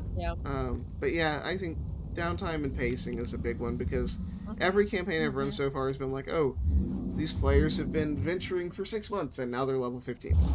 Yeah. Oh, Yeah. but again, yeah, it is respect. just That's what you were talking about, Rose. Oh, Oh, yeah. Well, I was talking about respec because downtime, training arcs, and such. Pacing's just a hard thing to do, like in general, because you want the story to feel relevant and to feel like Right. you want the story to feel relevant and have There needs to be- tension. right. Yeah, exactly. Because of tension, you- like you want to have some sense of urgency, but like also like that, Yeah. that's how you end up with bad pacing. It's like, oh, everything's urgent all the Everything's time. Like urgent, we can't take a break. The world's gonna end. Like, It's it's a favorite saying of mine. I work in IT, and it's a favorite saying of mine that if all of our problems are emergency, or all of our problems are priority Oh. 1, then no problem Right. is priority 1. Yeah. And that's very true. But you know how you could put it in. So, the big bad evil guy is going to have a big master plot, and that plot is going to be several arcs. There's going to be several events, and you might not even know, the players might not even know, like, this is the guy right away. Like, they might not even know that this is all related until then you pull it all together in one big master stroke that you pulled right out of your behind at the last minute. But the players don't have to know that. That's the best part. Yeah. Um, How I handled downtime in Roots, because Roots was kind of the first game I ran, and it was kind of unique. Roots had basically like a bunch of arcs, but the arcs were like 1 or 2 sessions long. So you had like a story quest and then like a side quest. And the side quests were via rumors and nonsense, and then the story quests were like, you know, the story, but you know. So I liked that because the players could kind of choose the pace of the story. They could be like, hey, do we want to go ahead and do story, or do we want to go after a rumor? But after each quest, each arc, I allotted them enough downtime that they felt like they needed. Do you guys need a couple of weeks downtime? Do we want a couple of weeks downtime? That kind of thing. If y'all need some ghost yarn, I've got some extra. But Sweet. Roots was flawed in that some players took advantage of the downtime and some didn't, and it was a little unclear how long the downtime was and stuff like that. I also think doing stuff between sessions helps with downtime a lot. Like I agree with Axia that. hasn't had a lot of downtime, but I feel like Axia has felt like it's had a lot of downtime, or at least more downtime than it's actually had, because we do stuff in between sessions with role plays and such. Yeah. But also, we are a super character and story focused group. Yeah, very much are. Not every group is going to want to do character building role plays, Right. be it via text or one-on-one sessions. I was actually Well, and again, regaling. even our group like didn't start that way as much, and I'm glad we have moved more towards that. Like I've been enjoying fun. that, even if I was like Because I was regaling. not I was sure how regaling to a do that mutual at first. But with I was regaling a mutual with the Alcefez story, and So much. because they've also been yeah, it's taken me like 3 or 4 days. it's amazing how far that game has come. Like it started off as just like, you know, kind of every other D&D game I've played. Like, I mean, still a good, you know, good player, good DM, but like it's come, like it's so good A now. long way. I think it's important to know. Whoa, sorry, go ahead, Ben. I was just gonna say that we both have stated that, you know, for the characters we run, that some of these events take place in one-on-one or role-play venues, for lack of a better term, and that's how some of the character how some of the character growth is explained in between sessions, because A lot, depending on the character, honestly. Yeah. No. like looking at my my ranger Isra from the Right. Alcevez campaign, she started the campaign as the stern, blunt, prickle bush bitch of an elf. We love her. With And now everyone's come such a long who way in that just group. developed over know. time that the reason she was that way was because she had been hurt before and she was running from it, and she had a lot of guilt from being a war survivor, and things just started adding up over time to make that make sense. And then at the culmination of the fourth arc, she is basically who she used to be before the campaign even started again. So Yay, progression by regression. she's rediscovering good that it's okay to hurt and it's okay to care, because if you shut all of it off, who are you really? Which has been a fun exploration for that character. I've loved every character's arc. Like, Yeah. I can't wait to see where Agarona and Juan end up. Oh, right, Juan, yeah. Acarona. I mean, again, like, Acarona's going in the right direction. It's just a matter of seeing whether it's enough. What do we need electrical cores for again? Amulet. Teleporters, Oh, that's right. next tier.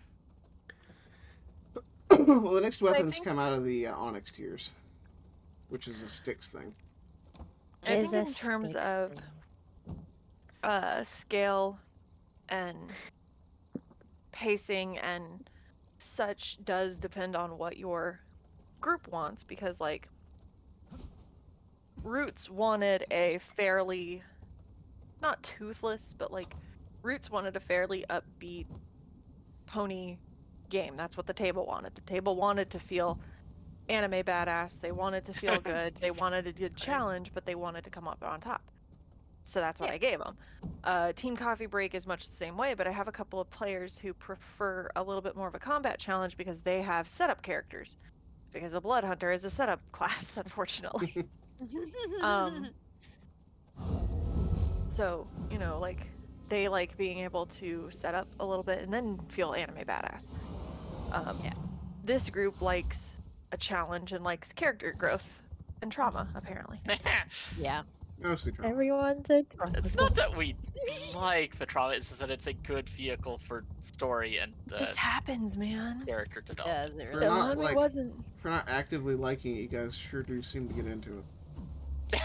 Okay, we're in it for the catharsis, okay? Yeah, that's the thing. Well, is you know- we do hope for a happy ending. If the dice What Or at happened hadn't least to you rolled, guys? satisfying. if Satisfying. Alonwe hadn't rolled a nat 1 on her death save, she'd be fine right now. Or finer right now. Well, at least less broken.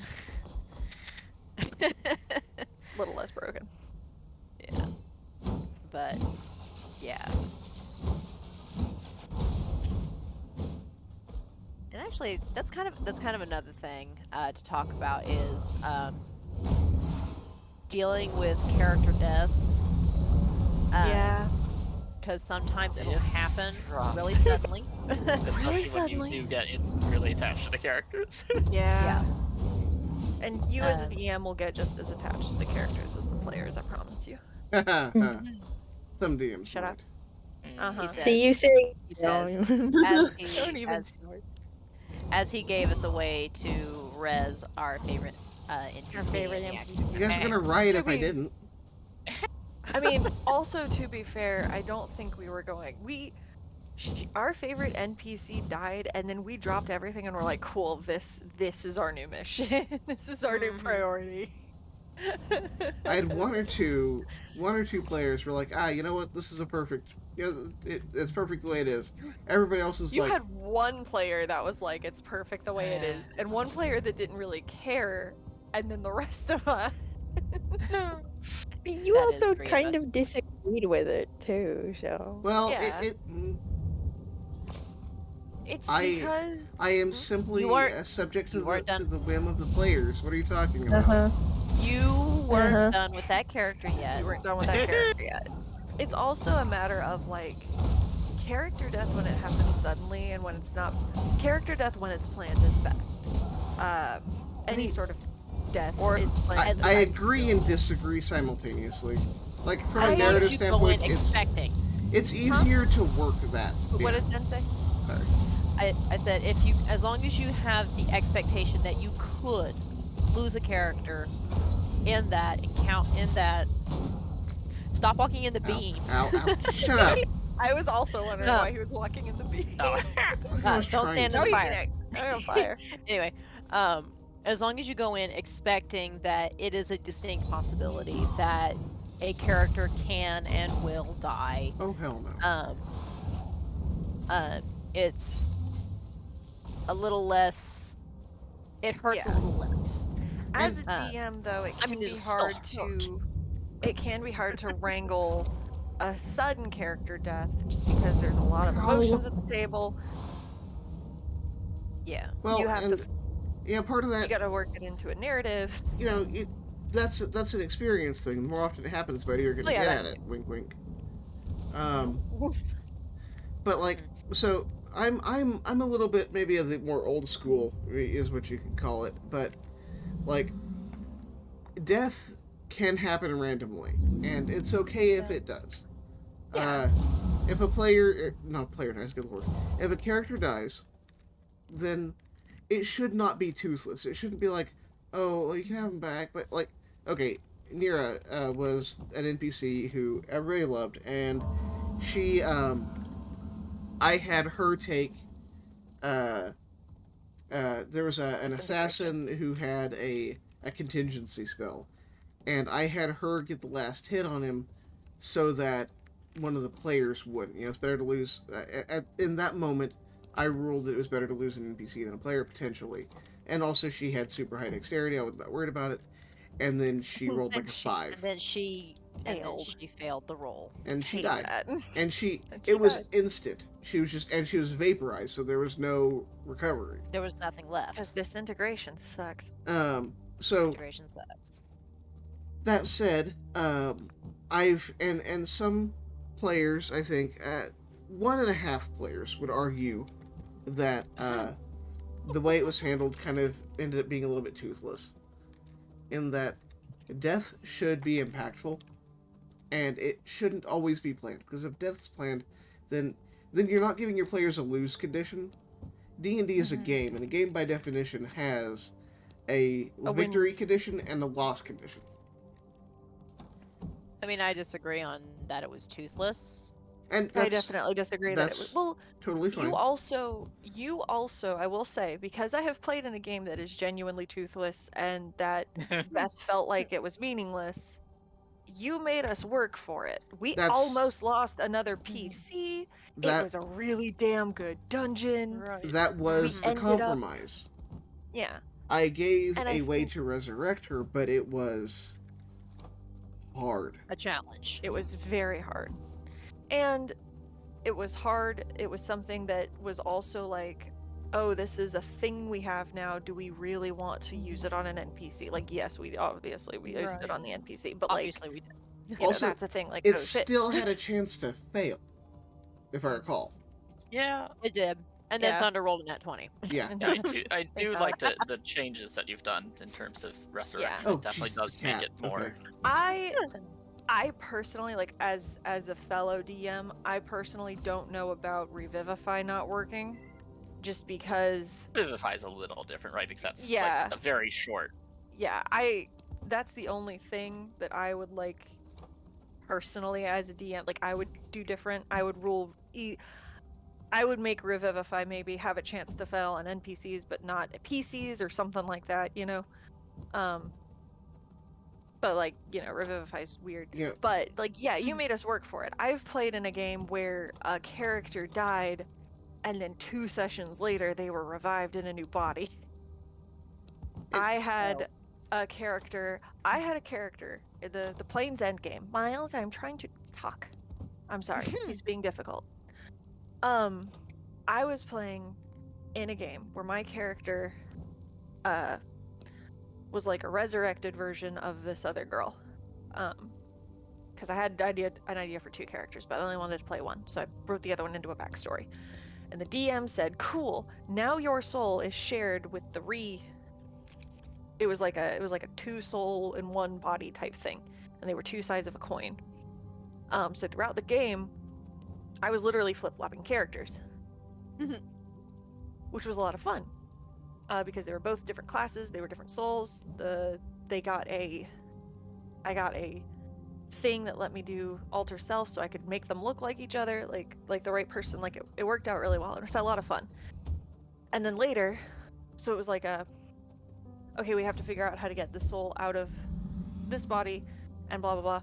And I was like, cool, this is a fun like little story that we can figure out, because we have to figure out how to separate a soul and get this other girl a body. Like, awesome, very good character going.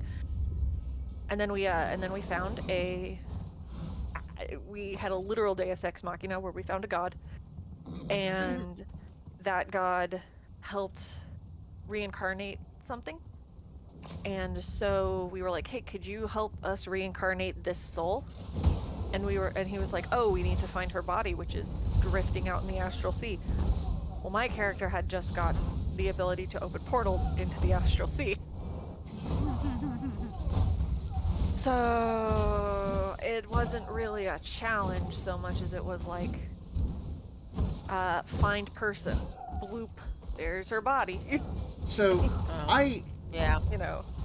that speaks to me deeply, because I used to, and still to an it's a conscious effort on my part not to do that, because what happens is I get a set piece in my head, and I get really excited to see it happen. So, like, No, I feel that too. uh, I feel that so much. so and that's part I, of as the a pacing player, thing. feel that.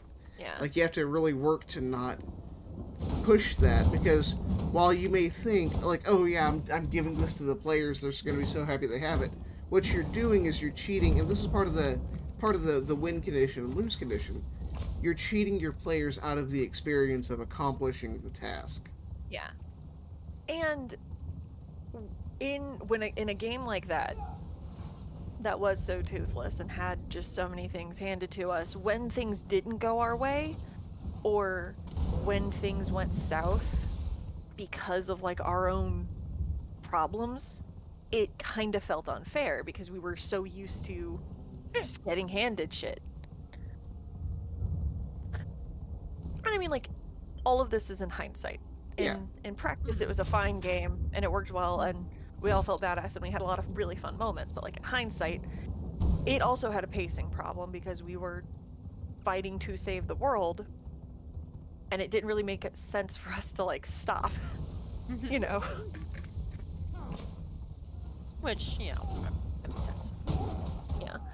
But like I remember there was a point where we had gotten somewhere and then we had 2 weeks of downtime, and then suddenly we had this really hard fight with a bunch of cultists because turns out there were cultists in that town that we had our downtime in, and we didn't really look for them because we didn't really have like the incentive that we had to like look for them, where like there was one milling around. There was like one or two around, and that was supposed to tell us that the cultists were there, and not it wasn't just these two guys, you know. Yeah. Blue, Mm-hmm. did you know there's a treasure hunter in Gloomrot North? Mm-hmm. I'm sorry, what? You know he sells ancestral shards. Oh, Okay. I mentioned. wow. I remember you mentioning him. I just guess I forgot the details. Sorry, just that's not fun. But That's not fair. Anyway, sorry. pacing is one of those things that you're gonna get down as you go. Mm-hmm.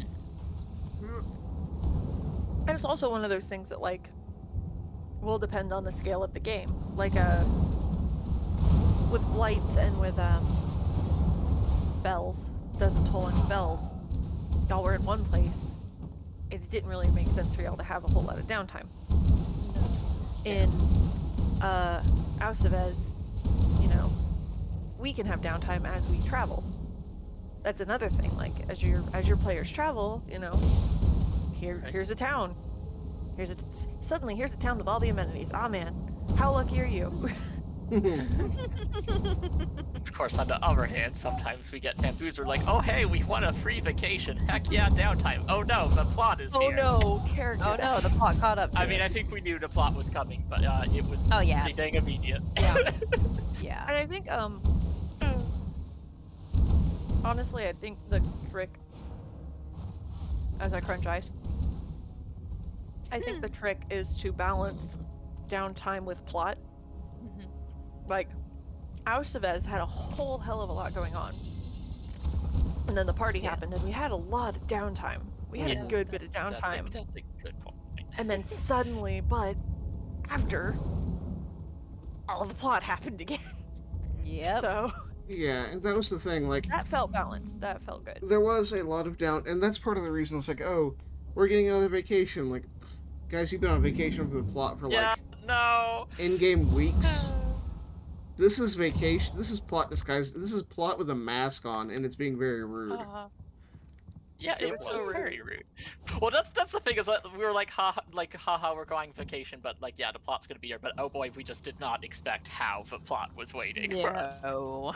Like we thought we'd go on vacation and it'd be like subtle, like, oh, something's not right here. It's like, nope. No, that just came Immediate and death clubbed and us over the suffering. head. To be Immediate fair, death there and were suffering. things that were not right. Oh, for sure. Like, that's not an inaccurate assessment of the situation. But again, it was just very different.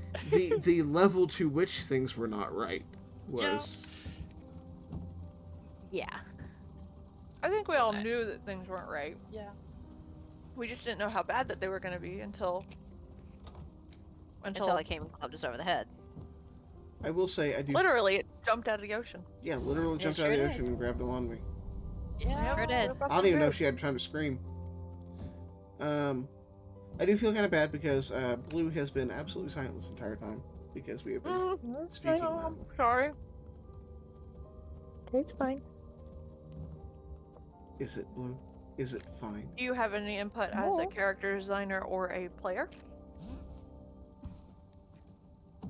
See, now you're just putting me on the spot, and now that my brain just blanks out. Yeah, that's fair. Fair enough, I apologize. It's okay, we understand. I'm not going to apologize because for all you know, that could have been my plan the entire time. Well, actually, That's fair. backing up a topic, like when you mentioned that like death being able to just like happen. That's clear that it can now. But I do want to say that, like, obviously there can be times where it makes sense for the story to like not have it happen. Like, Yeah, I think it made sense that you made an exception for Agrona because, like, she absolutely could have died like that, like whatever first or second session she was in. First or second But like, it would have been a little session, toothless because the characters had just met her. Mhm. And I think it worked out better because, like, Yeah. it did serve to demonstrate, oh, you almost died. Like, yeah, any of you could die at any time, and it also specifically for Agrona outlined some very specific stakes of what was going on. Yeah, that was one of the... Personal That's actually... Like, that was a really satisfying near-death experience, is what I'm trying to say. You make a really good point there because Mhm. that is a good way to handle, like, if you're worried your campaign is toothless, what you do is you do give your players an out. Like Agrona, it was the second or third session she was there, and there was a big scary monster. But like really in Axia, I feel like I've done a fairly good job of balancing out like life or death encounters versus just like, oh, we're gonna fight and have a good time, but like there's no real stakes. That's another Yeah. good point. I don't know if you've brought this up at some other point. It's like, Mm-mm. not every fight is a life or death fight. Like, enemies should run away, or sometimes enemies don't want to kill you. They want to capture you or just beat you up and take your stuff or Yeah. whatever. The fight we had last night was very satisfying because it let us do some fun things. It worked out, and it gave a little bit of character stuff at the end. You Mm. know, It did. but it felt like it could have gone really bad. It could have. Really bad, really fast. We got some damn good rolls. Really?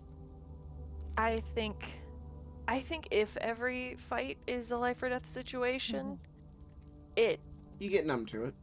you get numb to Yeah. it. Yeah. And it's also a good way to not make fights drag, because again, not every fight is going to be Yeah. to the death. Like, enemies will find a ways to I- negotiate or flee or something so that they don't die, I which will personally cut down on combat Yeah. time. I personally really like having little monsters, especially who like know their pecking order. Like Fenfix the goblin. He knew he was a goblin. He's just a guy. He's a goblin. He's not He's just stupid. a little guy. He's just a Which- little guy. Actually, that's a good. We're just going all over the place tonight. That's okay. You This is how it goes. But also, Mhm. sorry, not conversation related, game related. Does anyone want to help me fight Quincy the Bandit King? I've already taken care of the other bosses certainly. beneath him Let me while just, we were talking. let me just But finish. he's scarier than Davros, and I'm not Let sure I really me- want to try that on my own. Let me finish creating my end game amulet, and I'll be Oh. right there. Oh, okay. But But yeah, I fought the Chaos Archer and the Bear by myself, and that worked out okay. But Nice. yeah, we'll help you with that, Quincy. Yeah. The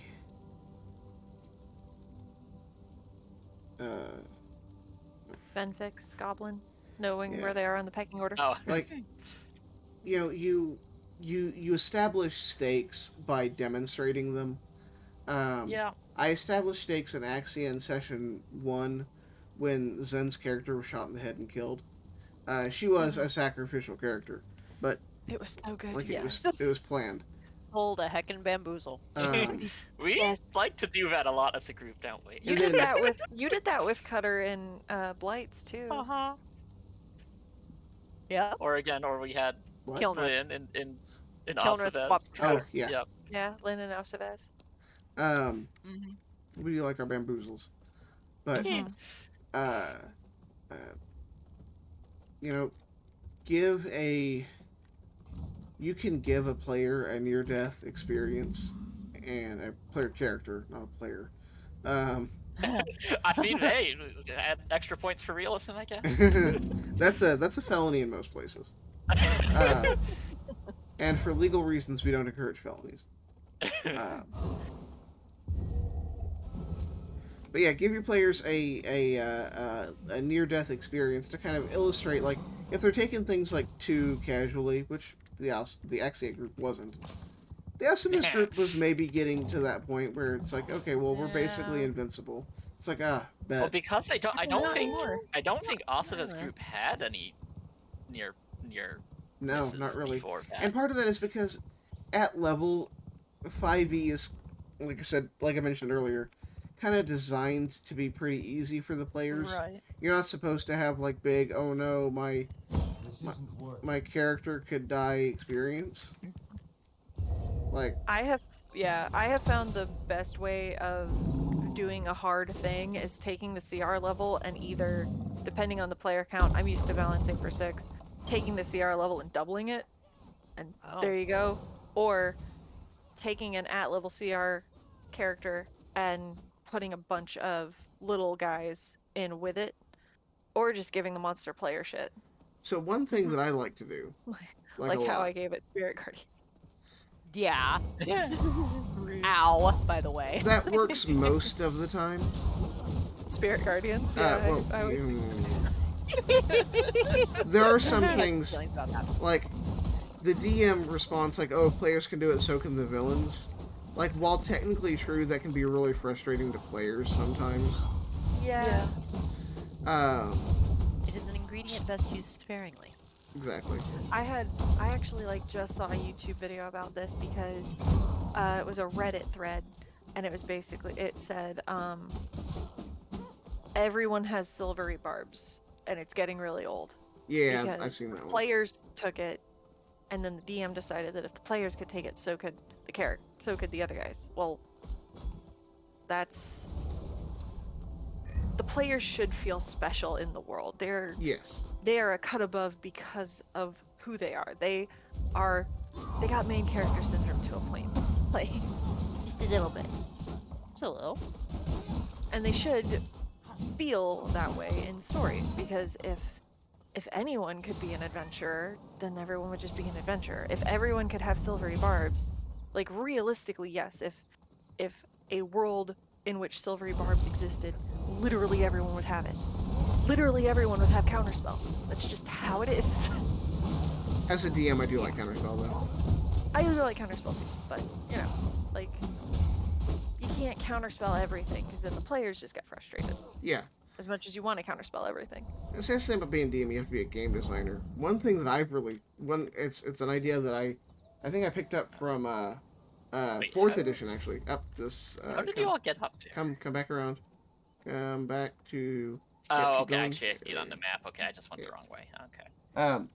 I think it was a 4th edition thing, but take a bunch of mooks that can hit pretty hard, like they can hit hard, and have them as adds to your boss fight, because bosses in 5e get swamped by, just turn Action economy. action economy. Action economy. You just give them a shitload of mooks and give them 1 HP each. Yep. Yeah. I mean, I would say that, like, looking back on Bells, I would say that the worst part of Bells was the final boss fight. But y'all fucking earned that. Y'all earned an easy boss fight with everything else y'all went through. So, and also, Thorn just had the perfect way to end it, and I had to. He had to end it that way. But y'all had killed it like 3 times over. But it was cool. It was cool. It was really cool. And sometimes you just really need those cool moments. Mhm.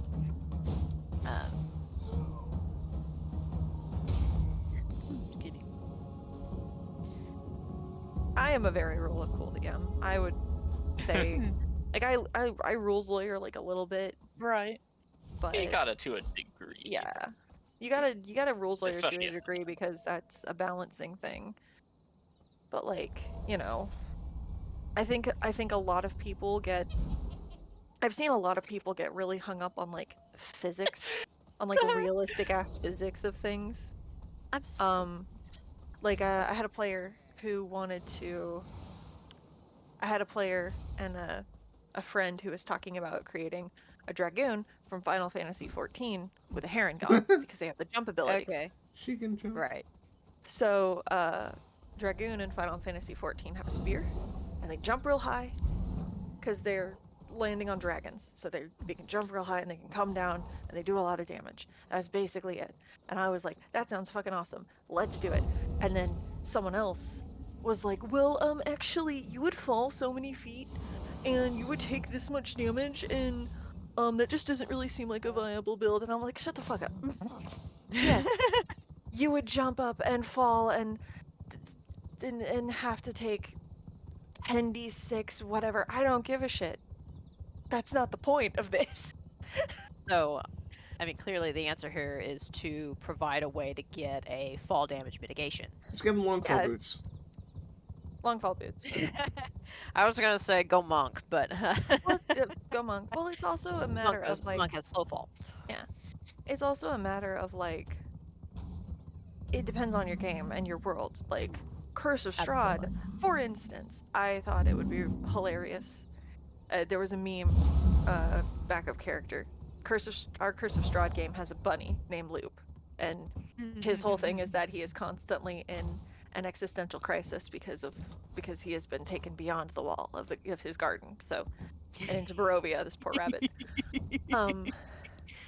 So I thought, hey, wouldn't it be really funny if, like, as my backup, he is now an awakened rabbit that can be like an undying warlock because he made an evil deal for all of his knowledge and shit. That would be a hilarious and amazing character.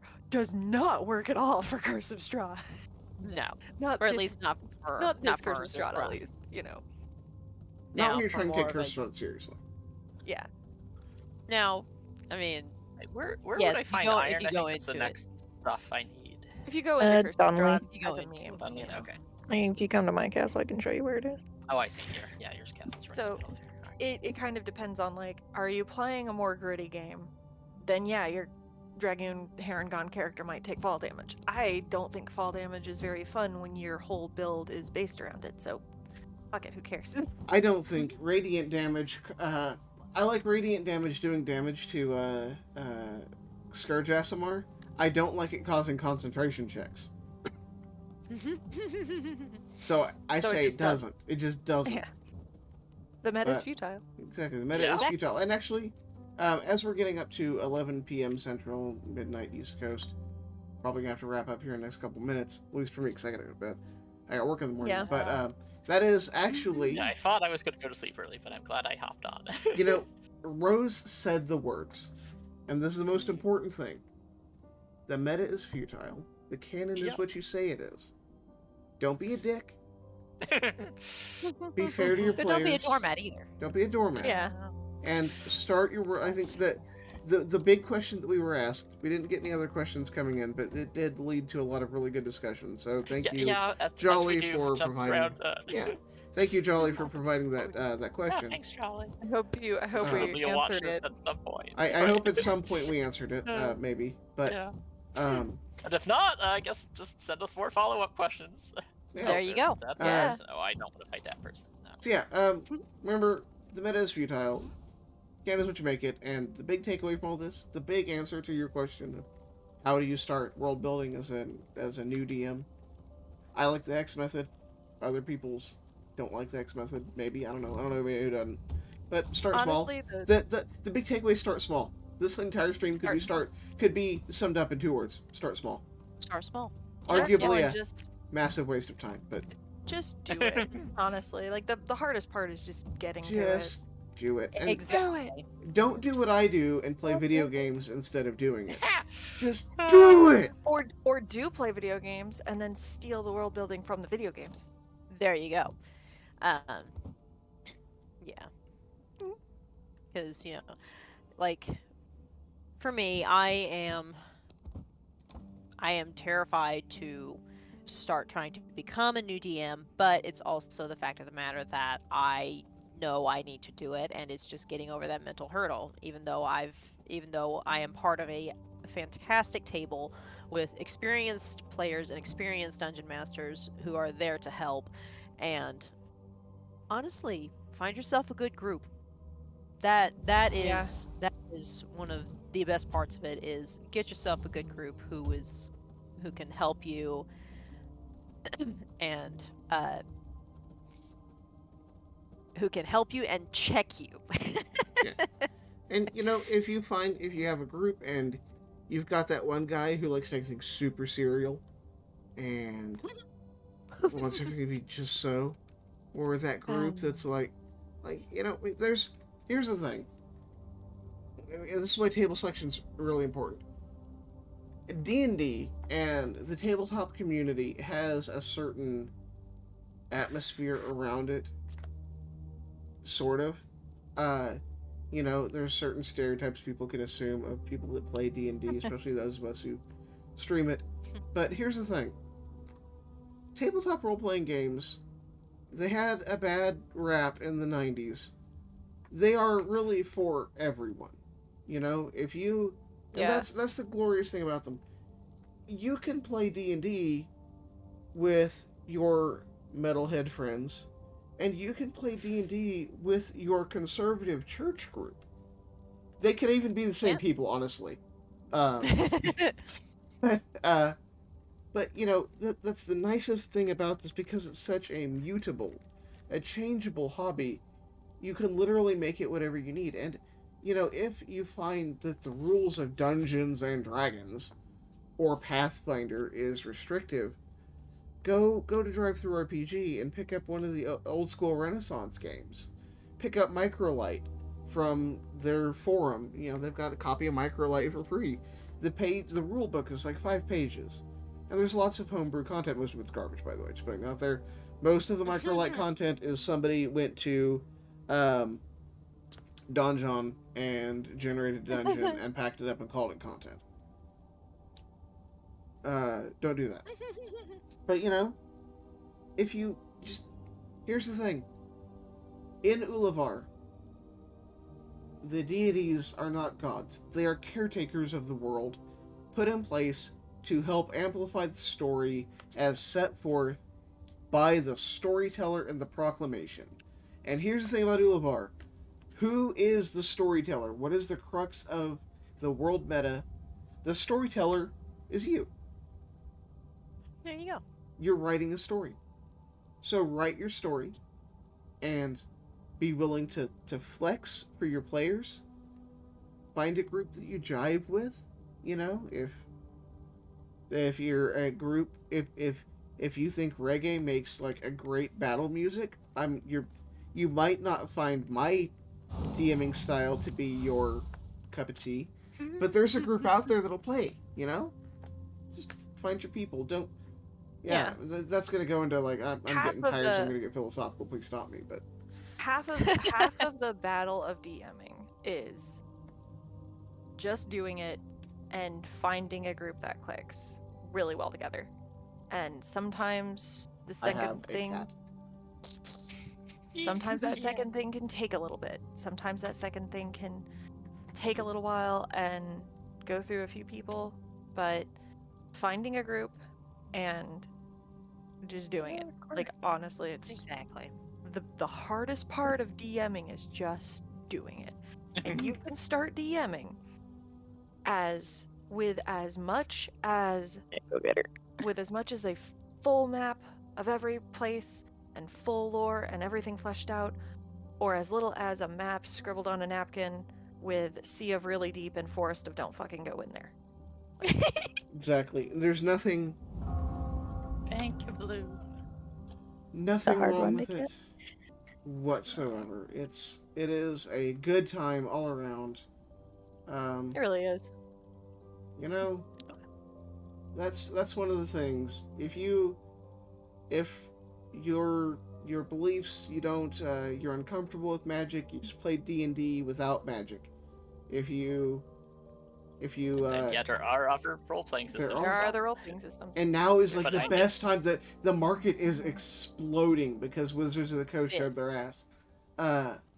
It's Have great. If you you- don't like language, not all of us cuss like sailors. My Um, bad. I'm married That's to a alright. military vet. That's why. I'm I sorry. mean, there's another person here? Jeez. I don't- This is an exciting Yeah, there's two in place. here. I don't have an excuse. Oh, were you guys in the Iron Mine? Good lord. Yeah. Anyway, so thank you for joining us. Whether you're live or watching the VOD later, please join us on our Discord server. Link is in the Twitch description. Or I suppose I could just ask Nightbot to do that for me.